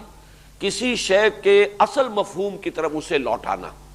یہ تعویل ہے۔ اس کی وضاحت جو ہے میں تعارف قرآن کے ضمن میں تفسیر اور تعویل کے فرق میں اس لفظ کی وضاحت کر چکا ہوں۔ تو آل کہتے ہیں کسی بڑی شخصیت کے تمام متبعین منتسبین جو بھی اس کی طرف اپنے آپ کو منسوب کریں، بڑے بڑی شخصیتیں ہیں، بڑی ان کا مقام اور مرتبہ ہے، تو ان کے احباب ہیں، رفقا ہیں، ان کے اعوان و انصار ہیں، ان کے منتسبین ہیں، ان کے عقیدت مند ہیں، وہ سب کے سب اس کی آل شمار ہوں گے، جو بھی ان کے تابعین ہیں اور جو بھی ان کی طرف اپنے آپ کو منسوب کرتے ہیں۔ اس معنی میں آل فرعون کا مطلب جو ہے وہ ہے فرعونی، فرعون والے، فرعون کے متبعین، فرعون کے لاؤ لشکری، فرعون کے قوم کے سردار، اس معنی میں قرآن مجید میں یہ لفظ آیا ہے بار بار، اور اسی لفظ کی سے در حقیقت نفی ہو جاتی ہے کہ آل فرعون سے مراد صرف فرعون کی نسل نہیں ہے، بلکہ یہ کہ وہ تمام قوم جو ہے اس کے اندر جو ان کا وہ طبقہ تھا کہ جو سرداروں کا طبقہ تھا، ملاؤ جو ان کے سردار تھے، جو درباری تھے، اور جو بڑے بڑے ان کے سپہ سالار تھے، بڑے فوجی جو ہیں ان کے منصبدار تھے، ان سب کو آل کہا گیا ہے۔ اس سے لفظ جو ہے اس کے قریب یہ اہل، اہل کسی بھی شخص کے گھر والے جو ہے وہ اہل ہیں۔ یہ آل اور اہل ویسے تھوڑا سا فرق ہے، اور اسی میں اہل و عیال والا جو لفظ ہے، آلہ یعیلو کا مطلب بھی ہوتا ہے عیال دار ہونا، اور اس کے اندر تنگ دستی کا مفہوم بھی ہے، اس لیے کہ جس کی زیادہ اولاد ہو جائے گی ظاہر بات ہے کہ اس کے اوپر معیشت کا بوجھ زیادہ پڑے گا، معاش کے لیے اسے زیادہ بھاگ دوڑ کرنی پڑے گی، تو آلہ یعیلو جو ہے اس کا مفہوم یہ بھی ہے۔ تو یہ الفاظ جو ہیں عربی زبان میں جو جن کے مادے قریب ہوتے ہیں، مفہوم کے اعتبار سے بھی ان میں بڑا قرب ہوتا ہے اور ان میں نسبت ہوتی ہے۔ تو آل فرعون سے مراد یہاں جو مصر کا اس وقت کا حکمران طبقہ تھا، یہ میں جیسا کہ پہلے بھی عرض کر چکا ہوں کہ 200-250 یا 150-200 برس تو گزرے ہیں ان بنی اسرائیل کے مصر میں بڑے ٹھاٹھ کے ساتھ، آرام کے ساتھ، عیش کے ساتھ۔ پھر وہاں ایک انقلاب آیا ہے جس کو آج کی اصطلاح میں ہم کہہ سکتے ہیں نیشنلسٹ ریولوشن۔ پھر وہاں کی جو اپنے قوم کے لوگ تھے انہوں نے پھر ان کا تختہ الٹ دیا حکومت کا، ہکسوس کنگز کی بادشاہی ختم ہوئی، ان کو وہاں سے مار بھگایا گیا۔ اب ظاہر بات ہے جو ان کے مراعات یافتہ طبقات تھے جو سابقہ بادشاہوں کے، اب وہ معتوب ہو گئے، ان پر عتاب، لہذا وہاں سے پھر ان پر تنگی شروع ہوئی، سختی کرنی شروع کی گئی، اور ان کے لیے جو ہے ہر طرح کی پرسیکیوشن، ان کو اپنے نوکر چاکر بنا لیا گیا، ان سے کھیتوں میں کام لیتے تھے، انہی سے یہ جو ہے تعمیرات کے اندر کام لیتے تھے، بیگار لیتے تھے۔ یہ سارا کام جو ہے اس کو آج کی اصطلاح میں ہم سمجھ سکتے ہیں کہ جیسے کہیں پر اس طرح کا کوئی اگر نیشنلسٹ ریولوشن آتا ہے تو پھر سابقہ جو بھی حاکم تھے یا جو اونچے طبقات تھے ان کے خلاف ایک انتقامی جذبات پیدا ہو جاتے ہیں۔ لہذا یہ دور تھا کہ جس میں جب انتہائی شدت پیدا ہوئی تو اللہ تعالیٰ نے پھر حضرت موسیٰ علیہ السلام کو مبعوث فرمایا تاکہ ان کی نجات کا ذریعہ بن جائے۔ وَإِذْ نَجَّيْنَاكُمْ مِنْ آلِ فِرْعَوْنَ يَسُومُونَكُمْ سُوءَ الْعَذَابِ، جبکہ ہم نے تمہیں نجات دی فرعونیوں سے، قوم فرعون سے، فرعون کے سرداروں سے۔ ساما یسومو کہتے ہیں کسی کو پریشرائز کرنا، دبانا، جس کے لیے قرآن مجید میں دوسری جگہ پر مستضعفین کا لفظ آیا ہے، جنہیں دبا لیا جائے۔ تو ساما یسومو کسی پر دباؤ ڈالنا، یسومونکم سوء العذاب تمہیں بدترین عذاب میں مبتلا کر رہے تھے، شدید ترین پرسیکیوشن کا تمہیں نشانہ اور شکار بنایا جا رہا تھا۔ یسبحون ابناکم ویستحیون نساءکم تمہارے بیٹوں کو وہ ذبح کر ڈالتے تھے اور تمہاری عورتوں کو زندہ رکھتے تھے۔ وفی ذالکم بلاء من ربکم عظیم اور اس میں یقیناً تمہارے رب کی طرف سے بہت بڑی آزمائش، بڑا ابتلا، تمہارے لیے بڑے شدید حالات تھے کہ جن میں تمہیں اللہ تعالیٰ نے اس وقت ڈال دیا تھا۔ اس میں یہ جو ہے بیٹوں کا قتل کرنا، اور اس میں خاص طور پر لفظ جو ہے نوٹ کیجئے یذبحون، یہ باب تفعیل ہے،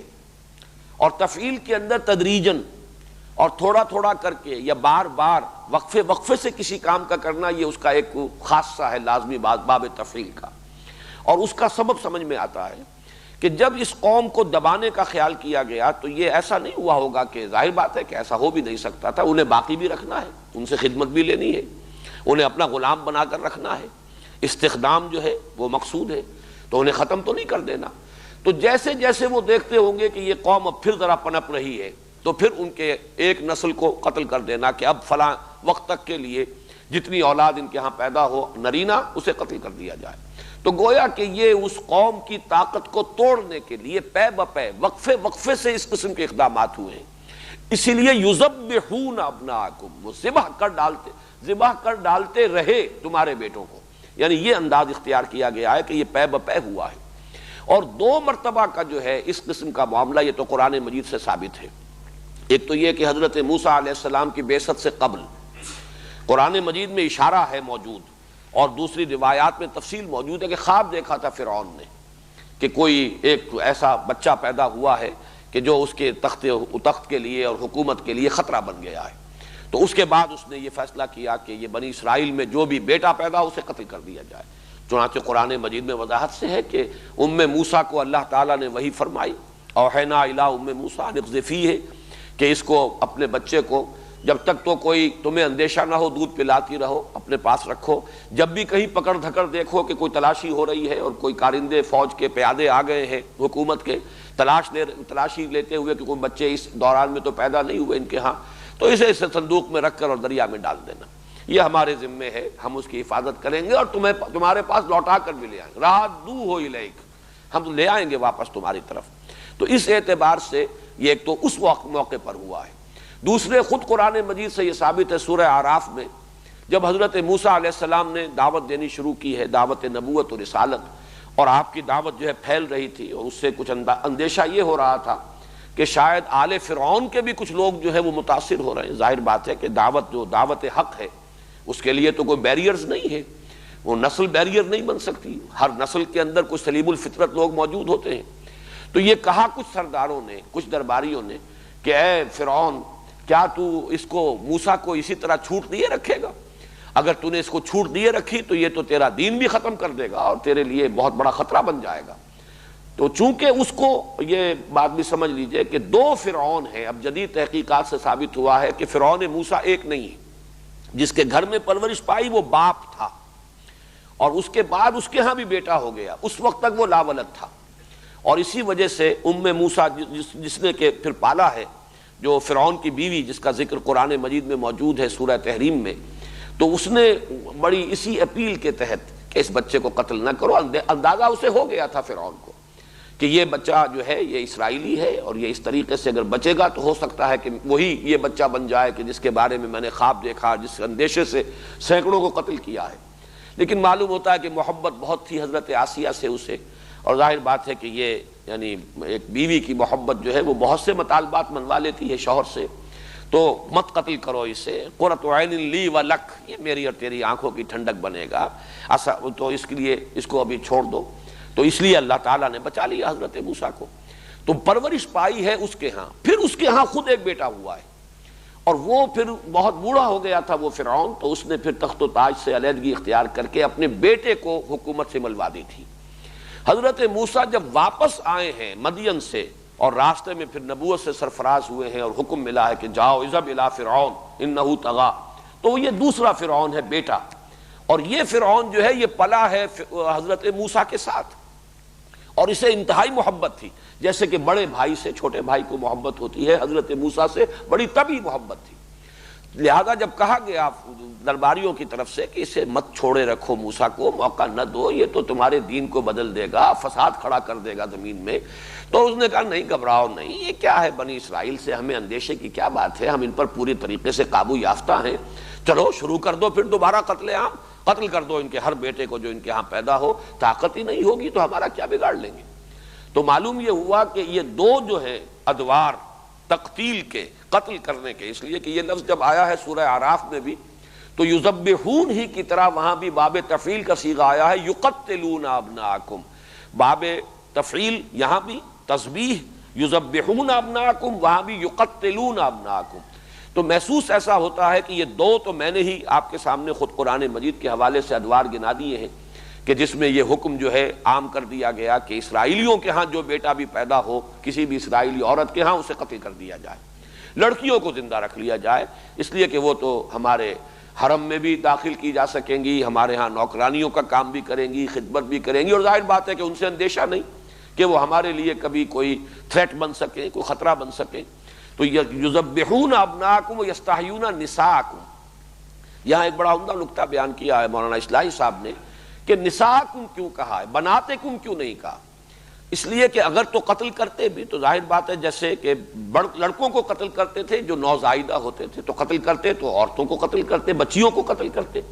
لیکن بچی کا معاملہ جو نوزائیدہ ہو وہ اس طرح کا نہیں ہوتا جیسا کہ لفظ نساء میں ہے، اس میں ان کی غیرت کی طرف در حقیقت جو ہے اشارہ کیا جا رہا ہے، اس لیے کہ وہی بچیاں جنہیں وہ زندہ رکھتے تھے پھر وہی عورتیں بنتی تھیں، پھر وہی ان کے حرم میں بھی داخل ہوتی تھیں،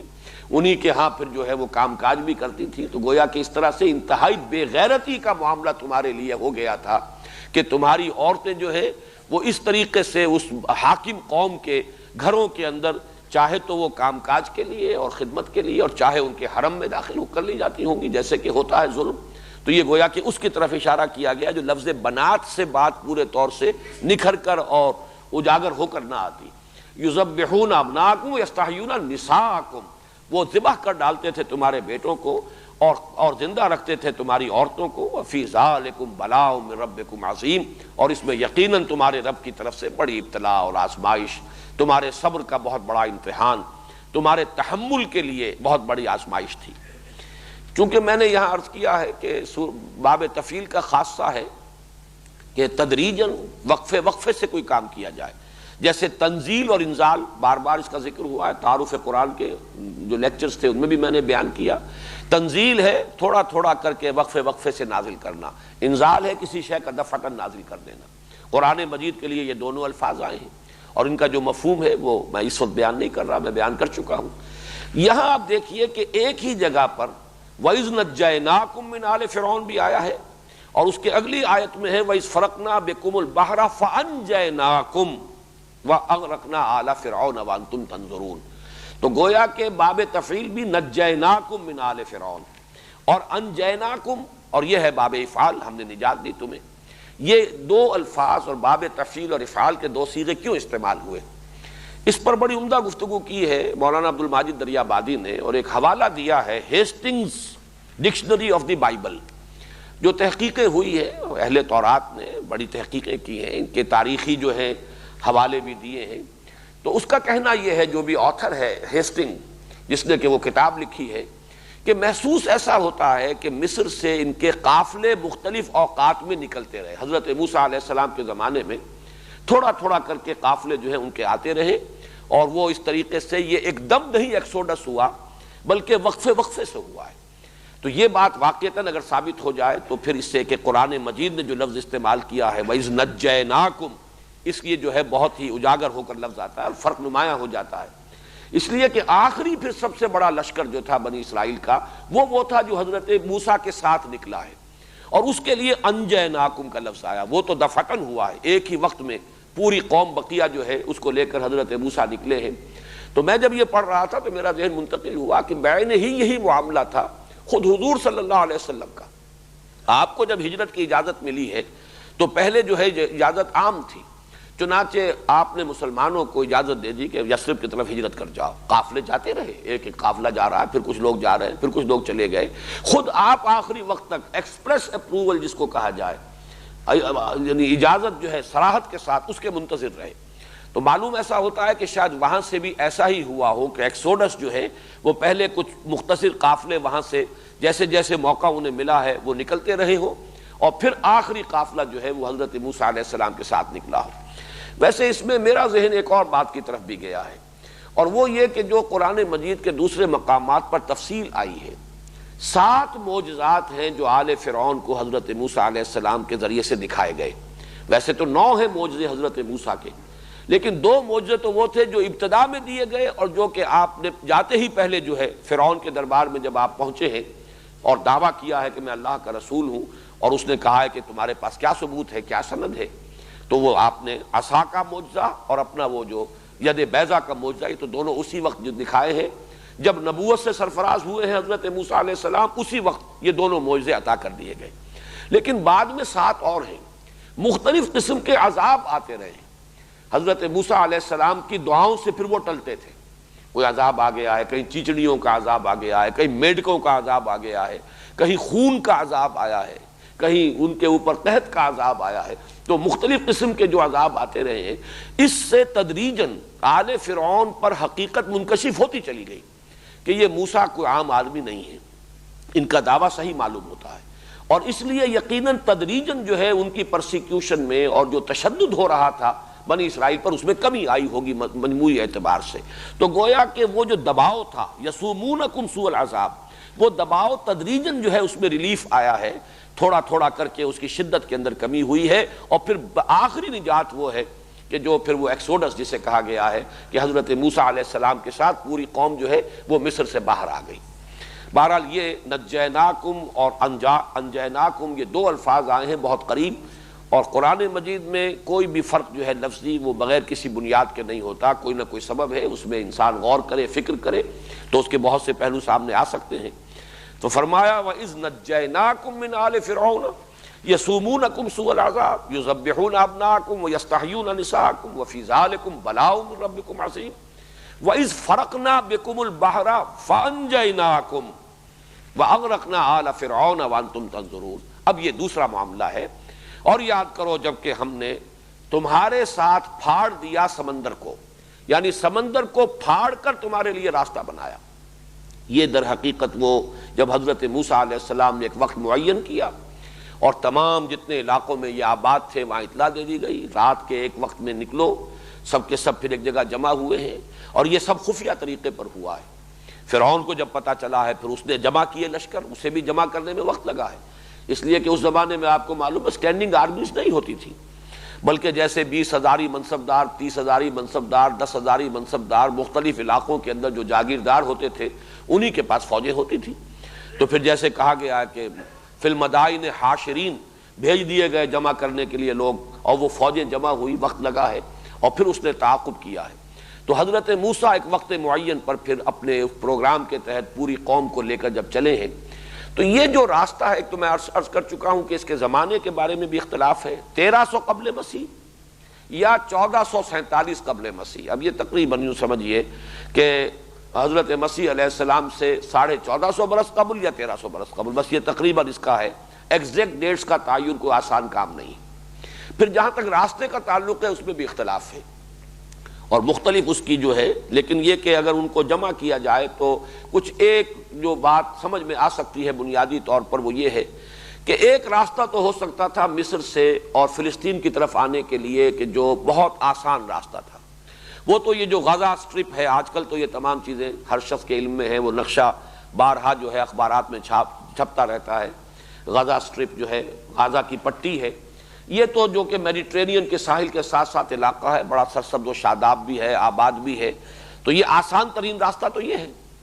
لیکن یہ ہے کہ اس راستے پر چھاونیاں تھیں، اس راستے سے بچ کر نکلنا ممکن نہیں تھا. تو حضرت موسیٰ علیہ السلام نے، بعض لوگ تو کہتے ہیں کہ وہ راستہ بھول گئے، لیکن میں یہ سمجھتا ہوں کہ راستہ بھولنے والی بات نہیں ہے، بلکہ جیسے حضور صلی اللہ علیہ وسلم نے ہجرت کے وقت مدینے کی شاہراہ اختیار نہیں کی تھی، بلکہ جب آپ طائف بھی گئے تو عام راستے سے نہیں گئے تھے، وہ راستہ جو آج کل بنا ہوا ہے جسے طریق السیل کہتے ہیں، یہی راستہ اس وقت کا آسان راستہ تھا۔ ایسا تدریجن ہے وہ راستہ کہ پتہ ہی نہیں چلتا کہ آپ پہاڑ پر چڑھ گئے اور بلندی بہت ہو جاتی ہے، وہ طریق السیل ہے۔ اور ایک ہے طریق الجبل، پہاڑی راستہ، وہ تو ابھی بنا ہے، اور اسی راستے سے حضور گئے تھے جب گئے تھے، اس لیے کہ اس پر کوئی آمد و رفت نہیں تھی۔ تو حضور جب گئے ہیں سن 10 نبوی میں تو آپ نے طریق السیل کو چھوڑا اور وہ طریق الجبل اختیار کیا۔ اسی طریقے سے جب آپ ہجرت کے لیے نکلے ہیں تو جو شاہراہ تھی، ظاہر بات ہے کہ آپ کو معلوم تھا تعاقب ہوگا، پیچھا کیا جائے گا، لوگ تلاش میں نکلیں گے، تو بالکل اس کے برعکس جنوب کی طرف آپ گئے بجائے شمال کی طرف جانے کے۔ غار ثور جنوب کی طرف ہے، اور وہاں جا کر آپ نے 3 رات جو ہے قیام کیا ہے۔ پھر وہاں سے بھی نکلے ہیں تو جو شدید ترین راستہ ہو سکتا تھا وہ آپ نے اختیار کیا ہے، عام راستہ اختیار نہیں کیا۔ اب جو سڑک بن گئی ہے مدینہ اور مکے کے درمیان، وہ وہی سڑک ہے کہ جس کو اب آج کل وہ کہتے بھی ہیں طریق الہجرہ، یہ وہ راستہ ہے۔ اس پر یہ ابھی بالکل ریسنٹلی سڑک بنی ہے، ورنہ پہلے راستہ جاتا تھا ساحل کے ساتھ ساتھ، وہ رابغ وغیرہ ہو کر، جدے سے ہو کر رابغ وغیرہ ہو کر، اب وہ طریق الجبل جو ہے طریق الہجرہ والا بن چکا ہے۔ تو حضرت موسیٰ نے بھی قوم کو لے کر راستہ وہ اختیار کیا کہ جس پر نہ تو چھاونیاں تھیں نہ آبادی تھی، بیابان علاقہ، تاکہ اس میں یہ کہ تعاقب کا اور مٹ بھیڑ کا اندیشہ کم ہو۔ پھر اس میں یہ ہے کہ یقیناً کسی ایسے موقع پر ہوا ہے کہ وہ جہاں جانا چاہتے تھے اس کی بجائے جب وہ فرعون کا لشکر جو نظر آیا ہے کہ بادل اٹھ رہے ہیں گرد کے اور معلوم ہوتا ہے کہ ایک پورا لشکر آ رہا ہے، تو سامنے اب راستہ کوئی نظر نہیں آیا اور وہ سمندر کے کنارے پہنچ گئے۔ اس میں بھی اختلاف ہے کہ وہ کون سی جگہ ہے جہاں سے کہ حضرت موسیٰ علیہ السلام نے جو سمندر جس کو کہا جا رہا ہے ہم نے سمندر کو پھاڑ دیا، اور بحر کا لفظ جو ہے عربی زبان میں یہ دریا کے لیے بھی آتا ہے، سمندر کے لیے بھی آتا ہے، یہ مشترک ہے۔ تو بعض ہمارے سابق جو دور کے مفسرین ہیں جو زیادہ جغرافیے وغیرہ سے بھی اتنی زیادہ واقفیت نہیں رکھتے تھے، پھر یہ کہ ابھی یہ تاریخی حقائق کہ جشن کا علاقہ کون سا تھا جس میں کہ یہ بنی اسرائیل آباد تھے، یہ بھی ابھی پوری طرح روشنی میں نہیں آئے تھے، تو عام طور پر کچھ یہ سمجھا گیا کہ شاید یہ دریائے نیل کو کراس کیا گیا ہے،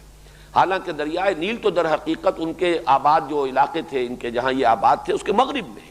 انہیں جانا ہے مشرق کی طرف، تو دریائے نیل کو عبور کرنے کا تو سوال ہی پیدا نہیں ہوتا۔ انہوں نے عبور کیا ہے، اب 2 رائے ہیں۔ ایک رائے تو یہ ہے کہ جو سویز کی خلیج آتی ہے، گلف آف سویز، اس کا کوئی تقریباً اوپر کا کنارہ، اوپر کی ٹپ جو ہے اس سے ذرا نیچے کراس کیا ہے حضرت موسیٰ علیہ السلام نے، اور سمندر کو وہاں اللہ نے پھاڑا ہے ان کے لیے راستہ بنانے کو۔ ایک رائے جو مولانا مودودی نے لکھی ہے، اور وہ اس دور میں چونکہ تحقیقات جو ہے تدریجاً اور اس کا دائرہ بڑھ رہا ہے، تو وہ بات زیادہ قرین قیاس معلوم ہوتی ہے کہ یہاں جہاں اب نہر سویز بنائی گئی ہے، یہ نہر سویز جو ہے یہ خلیج سویز جو نیچے سے بحر احمر کی جو کھاڑی آ رہی ہے وہ، اور ادھر سے وہ پورٹ سعید، اس پورٹ سعید کے اور خلیج سویز کے مابین کئی جھیلیں تھیں، انہیں بحیرات المرہ کہتے ہیں، بٹر لیکس۔ کسی زمانے میں غالباً یہ میڈیٹرینین سی اور ریڈ سی یہ دونوں ملے ہوئے تھے، لیکن بعد میں کچھ ایسا ہوا ہے کہ سمندر نے ریسیڈ کیا، پیچھے ہٹ گیا، تو یہ خشکی درمیان میں سے نکل آئی، لیکن جہاں ڈپریشنز تھے، جہاں نشیبی علاقہ تھا، وہاں جھیلیں بن گئی، اور یہ جھیلیں ہیں بھی بٹر لیکس اسی لیے کہلاتی ہیں، یہ سمندری پانی کی جھیلیں ہیں، اسی لیے وہ نمکین پانی ہے۔ عام اگر وہ ہوتی جیسی کہ دنیا میں جھیلوں کا تصور ہے تو وہ تو سویٹ واٹر ہوتا ہے، میٹھا پانی ہوتا ہے، جھیل کا پانی جو ہے وہ سمندر کے پانی کی طریقے سے نمکین تو نہیں ہوتا، لیکن یہ ہے ہی بٹر لیکس، اس لیے کہ یہ سابقہ سمندر کی جگہ ہے جہاں سے درمیان میں سے خشکی نمودار ہو گئی ہے، تو وہ ایک چین تھی بٹر لیکس کی، 1 2 3 درمیان میں خشکیاں تھیں، اس خشکی کو جو کھدائی کر کے اور ان لیکس کو ملا دیا گیا ہے جس سے یہ نہر سویز بنی ہے۔ تو مولانا مودودی کا کہنا یہ ہے، جو انہوں نے جو بھی سورسز ان کے سامنے ہیں ان کے حوالے سے، کہ یہ بٹر لیکس میں سے ایک بڑی لیک تھی جس کے کنارے حضرت موسیٰ علیہ السلام پہنچ گئے، سامنے سمندر آ گیا اور وہ بٹر لیک آ گئی، اور ادھر جو ہے پیچھے وہ معلوم ہوا کہ اب تو وہ تعاقب کرتے ہوئے فرعون کا لشکر پہنچ گیا ہے۔ تفصیل دوسرے مقام پر ہے، اس وقت حضرت موسیٰ کی قوم نے تو کہا انا لمدرکون، اب تو ہم پکڑے گئے، کوئی راستہ نہیں، جس پر حضرت موسیٰ نے فرمایا کلا ان معی ربی سیہدین، ہرگز نہیں، میرے ساتھ میرا رب ہے وہ راستہ دے گا۔ اور جیسے کہ آیا ہے سورہ شعراء میں فاوحینا الی موسیٰ ان اضرب بعصاک البحر، ہم نے وحی کی موسیٰ کو کہ ضرب لگاؤ سمندر پر اپنے اس عصا سے، فانفلق فکان کل فرق کالطود العظیم، تو وہ سمندر پھٹ گیا۔ فلق کا لفظ جو ہے یہاں نوٹ کیجئے، جیسے فلق صبح وہ پھٹتی ہے تو فلق کا لفظ آیا ہے، یہ پوری تفصیل سے ہم وضاحت سے پڑھ چکے ہیں، قل اعوذ برب الفلق۔ اسی طرح جب گٹھلی پھٹتی ہے تو وہ فلق ہے، فالق الحب والنوا، اللہ ہی ہے جو گٹھلیوں کو پھاڑتا ہے اور دانوں کو پھاڑتا ہے جس میں سے کہ پھر پودا برآمد ہوتا ہے۔ تو فن فلقا باب انفعال ہے فلق سے، پھٹ گیا، فن فلقا سمندر پھٹ گیا، فکان کل فرق کالطود العظیم، اور ہر حصہ، فرق کہتے ہی اسے یہاں تفرقہ ہو جائے اسے فرقہ وجود میں آتا ہے، تو ہر جز جو ہے ہر حصہ ایسے ہو گیا جیسے بڑی چٹان ہو۔ گویا کہ یہ معاملہ جو ہے خالص معجزہ ہے، اس کی کوئی سائنٹیفک توجیہ اور کوئی اس کی نیچرل توجیہ کرنے کی کوشش کرنا یہ در حقیقت قرآن مجید کے سیاق و سباق سے، بلکہ سیاق و سباق نہیں، صراحت جو ہے الفاظ کی اس کے بھی خلاف پڑتا ہے۔ لیکن یہ کہ اس دور میں بعض حضرات، مولانا اصلاحی صاحب کا بھی کچھ رجحان اسی طرف ہوا، اور تورات میں نے دیکھا کہ تورات میں بھی یہ رجحان ہے۔ وہاں یہ کہا گیا ہے کہ بڑی تیز آندھی اللہ نے چلائی اور اس آندھی کی وجہ سے یہ وہ جو ہے سمندر پھٹ گیا،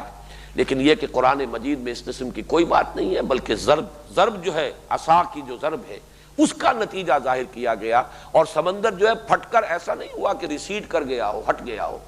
بلکہ یہ کہ پھٹ گیا ہے۔ مد و جزر کی بات یہ نہیں ہو سکتی جیسے کہ مولانا اصلاحی صاحب نے کچھ اس قسم کی تعبیر کی ہے، یہ وہی ہے 20th سینچری یا 19th سینچری کا ریشنلزم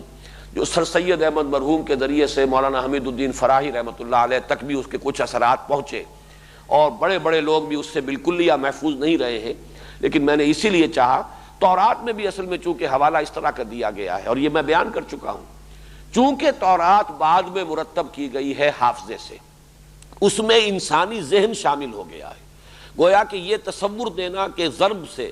حضرت موسیٰ کے عصا کے ضرب سے سمندر پھٹا ہے اور معجزہ، اس کی بجائے انہوں نے تصور یہ دیا کہ بہت تیز ہوا چلی اور ہوا نے سمندر کو دھکیل دیا، جب سمندر کو دھکیل دیا ایک طرف تو راستہ بن گیا۔ لیکن قرآن نے وہ الفاظ استعمال کر دیے ہیں کہ جس کے بعد اب کسی اور تعویل کی سرے سے کوئی گنجائش نہیں، یہ خالص معجزہ تھا، قدرت خداوندی کا ظہور۔ تو نوٹ کیجئے، فن فلق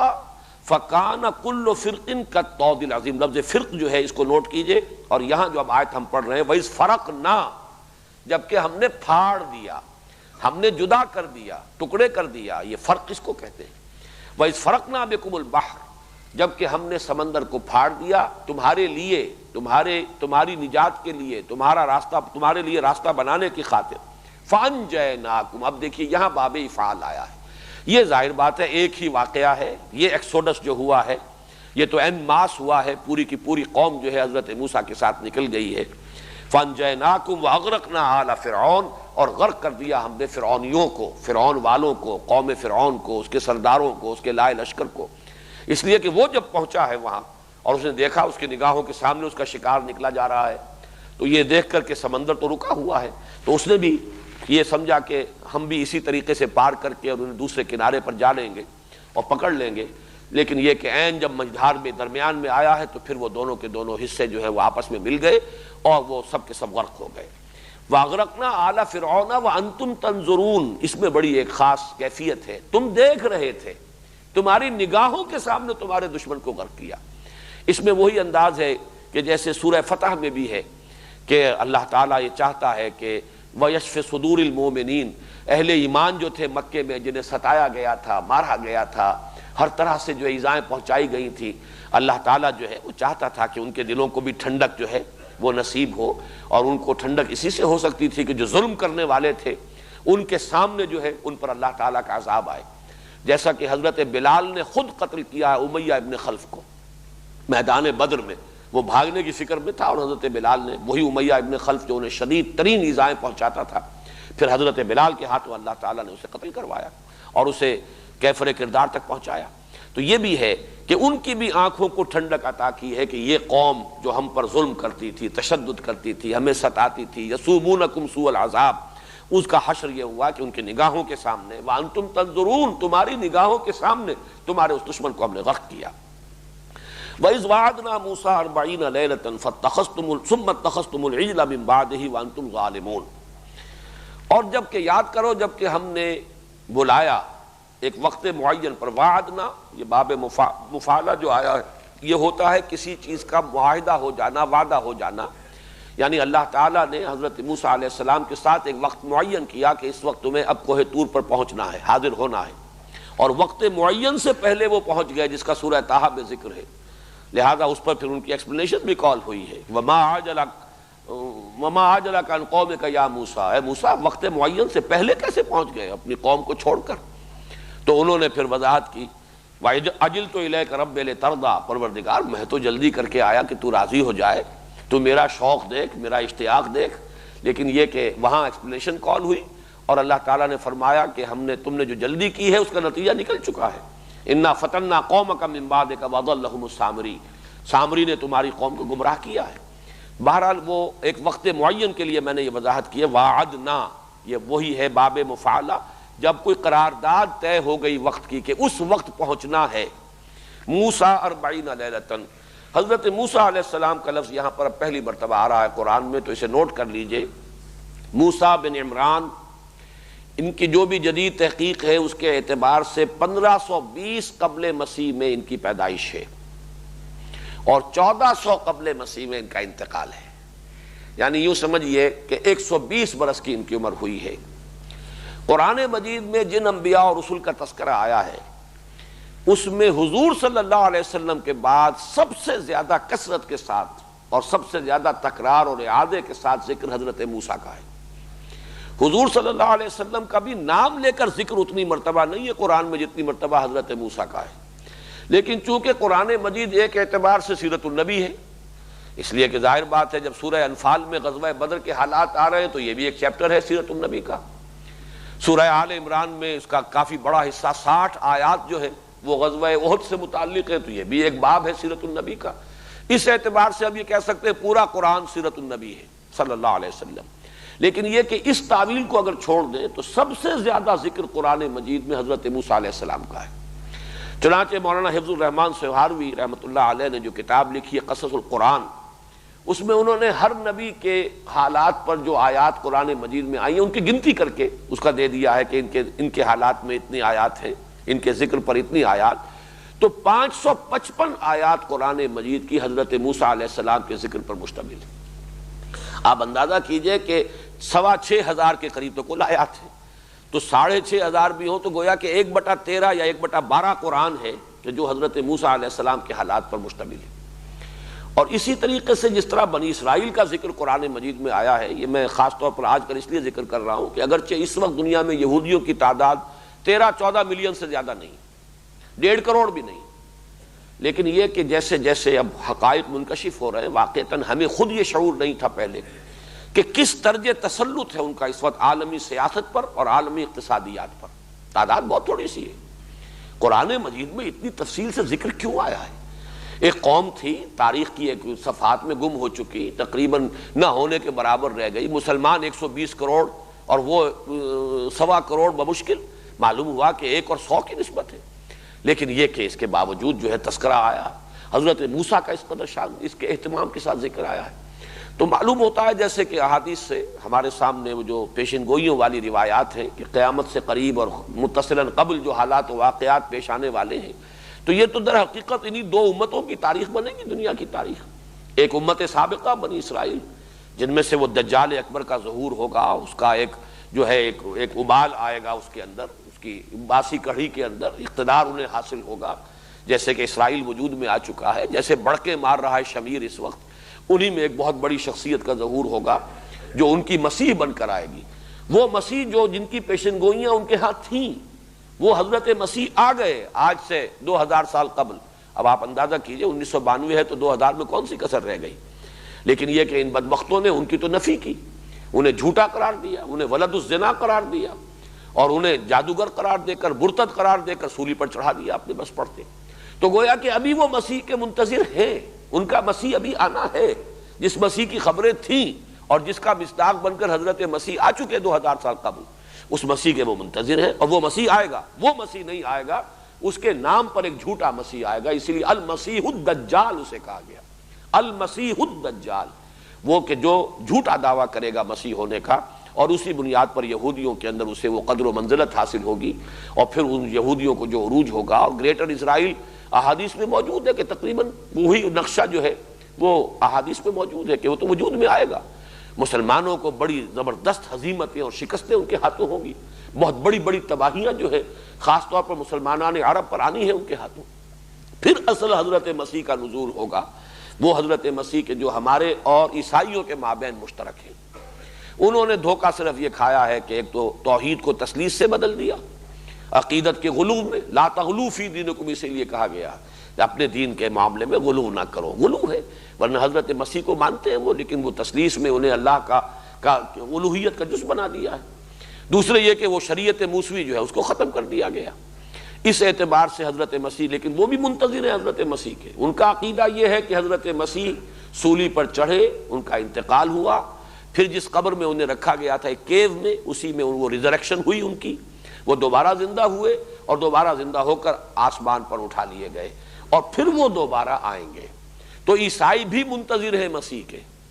اسی طریقے سے ہمارا عقیدہ ان سے صرف اس اعتبار سے مختلف ہے کہ حضرت مسیح علیہ السلام سولی پر نہیں چڑھائے گئے، کوئی اور شخص ہے، ولیکن شبہ لہم،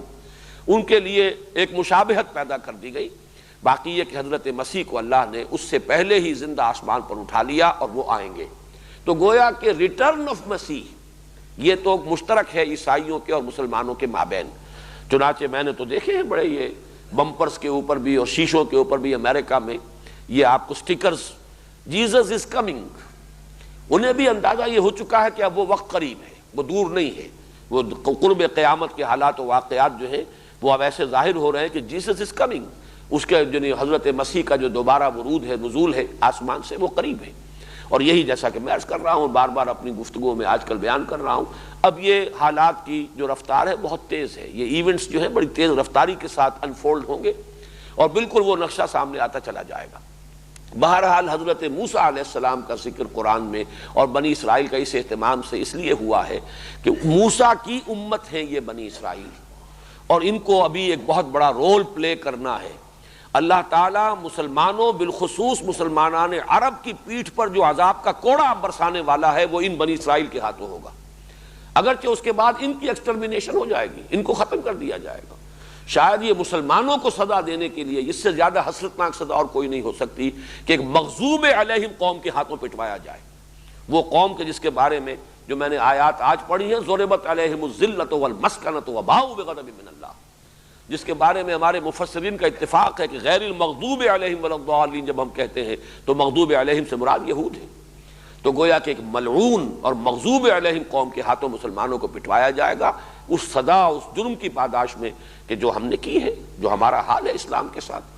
بہرحال یہ جو اذ فرقنا بکم البحر فانجیناکم واغرقنا آل فرعون وانتم تنظرون واذ وعدنا موسیٰ 40 لیلۃ، ہم نے 40 دن کے لیے، 40 راتوں کے لیے ترجمہ ہوگا، لیکن مراد جو ہے در حقیقت وہ 40 دن اور راتیں، یہ دونوں ملا کر ایک دن بنتا ہے، 40 دن رات کے لیے۔ اور اس کی تشریح آئی ہے ایک دوسرے مقام پر کہ وہ 30 جمع 10، چنانچہ وہاں فرمایا گیا سورہ اعراف میں کہ فتم میقات ربک 40 لیلہ، پہلے جو طلبی ہوئی تھی وہ 30 دن کے لیے تھی، لیکن شاید عجلت کی وجہ سے جلدی آ گئے تھے، شاید اس پر مزید کوئی تربیت کی ضرورت تھی، یا یہ کہ بعض روایات میں آتا ہے کہ وہ جو ایک مسلسل روزہ رکھوایا گیا، جیسے کہ حضرت مسیح علیہ السلام کے بارے میں تو انجیل میں ہے، قرآن میں نہیں ہے، 40 دن کا مسلسل روزہ حضرت مسیح علیہ السلام نے رکھا ہے، اور تب پھر حضرت مسیح کو انجیل عطا کی گئی ہے۔ حضور صلی اللہ علیہ وسلم نے بھی روزے بھی رکھے ہیں، اور جو آپ کی غار حرا کی جو بھی ریاضتیں ہیں، جو بھی آپ نے وہاں جو بھی تفکر و اعتبار ہے، یا جو اور کوئی ریاضتیں ہیں، غور و فکر ہے، مراقبے ہیں، تو یہ گویا کہ تمہید ہوتی ہے کتاب عطا کیے جانے کی، یہ تیاری ہے، یہ ان کو جو خوش نصیب اس کام کے لیے اللہ تعالیٰ نے جس کو چن لیا ہوتا ہے، اگرچہ وہ خود اپنی جگہ پر یوں سمجھیے کہ جوہر قابل اور ہر اعتبار سے ایک نہایت ہی اہل ہستی، لیکن یہ کہ مزید کتاب الہی کے تحمل کے لیے کچھ اور تربیت کی ضرورت ہے۔ چنانچہ اس تربیت کے لیے 40 دن کی یہ جو ہے حضرت موسیٰ علیہ السلام سے ریاضت کرائی گئی۔ وَإِذْ وَعَدْنَا مُوسَىٰ 40 لَيْلَةً ثُمَّ اتَّخَذْتُمُ الْعِجْلَ مِن بَعْدِهِ۔ اب چونکہ اصل میں تفصیل یہاں پر حضرت موسیٰ علیہ السلام کو تورات عطا کیے جانے کی نہیں ہے، وہ تو دوسری جگہ پر، یہاں تو فرد جرم عائد کرنا جو ہے وہ پیش نظر ہے۔ تو اصل ذکر ہو رہا ہے کس اعتبار سے، تم نے اس کے بعد اس کی غیر حاضری میں بچھڑے کو اپنا معبود بنا لیا، وانتم ظالمون، اور تم نہایت ظالم تھے، یعنی بے انصاف تھے، تم نے اپنے اوپر ظلم کیا۔ اس لیے کہ ظلم کو قرآن مجید شرک جو ہے، شرک کو ظلم سے تعبیر کرتا ہے، ان الشرک لظلم عظیم، شرک جیسے گناہ کی گناہوں نے یعنی جرم کا تم نے ارتکاب کیا۔ حالانکہ میں یہ سارے واقعات جو آپ کے سامنے بیان کر رہا ہوں، یہ ابھی سمجھیے کہ بالکل آغاز ہے ان کا، اور انہوں نے کتنے معجزے حضرت موسیٰ علیہ السلام کے دیکھے ہیں، کس طرح معجزانہ طور پر تو انہیں وہاں سے مصر سے نکال کر لائے ہیں۔ وہ جو 9 معجزے فرعون کو دکھائے گئے، ظاہر بات ہے وہ سارے کے سارے معجزے بنی اسرائیل نے بھی دیکھے۔ اس اعتبار سے کسی جگہ پر آج میں اس کا حوالہ تو تلاش نہیں کر سکا، اس لیے کہ میری طبیعت آج کچھ ٹھیک نہیں رہی، لیکن یہ کہ یہ الفاظ بھی میں نے کہیں پڑھے ہیں تورات ہی کے، کہ اے بنی اسرائیل، تو وہ قوم ہے، تو اس چھنال کے مانند ہے جس نے پہلی شب میں بے وفائی کی ہے۔ یعنی یہ معاملہ جو ہو رہا ہے تمہارے ساتھ، ابھی نبی تمہارے مابین موجود ہیں، ابھی تمہیں کتاب دی جا رہی ہے، پے بپے معجزات دیکھ رہے ہو، تب تمہارا حال یہ ہے کہ تم نے، جیسا کہ قرآن مجید میں دوسری جگہ پر تو یہ ہے کہ انہوں نے وہ تو پہلے ہی کہہ دیا تھا، جیسے ہی مصر سے نکلے ہیں اور دیکھا مختلف قوموں کو کہ ان کے بت ہیں جن کا وہ اعتکاف کرتے ہیں، تو انہوں نے کہا کہ اے موسیٰ، ہمارے لیے بھی ایک کوئی ایسا بت جو ہے تراش دے، اور کوئی ہمیں بھی معبود ہو، ایسا محسوس خوگرے پے کرے محسوس تھی انسان کی نظر، مانتا پھر کوئی اندیکھے خدا کو کیوں کر۔ اندیکھے خدا کے ساتھ لو لگانی مشکل ہے، کوئی نہ کوئی چیز خوگرے پے کرے محسوس کو، کوئی پے کرے محسوس سامنے نظر آئے تو پھر ہم بھی ذرا اعتکاف کر سکیں گے، تو کوئی ہمارے لیے بھی الہ بنا دے، اجعل لنا الہن کما لہم آلہہ، جیسے ان کے بہت سے معبود ہیں، ایک ہمارا بھی معبود بنا دے۔ بہرحال حضرت موسیٰ علیہ السلام نے انہیں ڈانٹا، لیکن یہ کہ پھر جیسے ہی حضرت موسیٰ علیہ السلام گئے اور وہ جو غیر حاضری ہے ان کی، اس میں انہوں نے سامری نے وہ فتنہ اٹھایا اور بچڑے کی انہوں نے پرستی شروع کر دی۔ تو فرمایا ثم اتخذتم العجل من بعدہ وانتم ظالمون، تم نے یہ ظلم، یہ بے وفائی اللہ کے ساتھ، یہ گستاخی، اور جبکہ ابھی نبی موجود ہیں، صرف 40 دن کی غیر حاضری کا معاملہ ہے، تو بالکل وہ الفاظ جو ہے کہ تو اس چھنال کے مانند ہے جس نے پہلی شب میں بے وفائی کی ہے۔ تو یہ در حقیقت ان واقعات کا تذکرہ ہو رہا ہے جس سے کہ جو ان کا کردار ہے، ان کی سرشت کے اندر جو چیزیں تھیں ان کو نمایاں کیا جا رہا ہے۔ اب یہی انشاءاللہ مضمون کل ہم مکمل کریں گے۔ بارک اللہ لی ولکم فی القرآن العظیم ونفع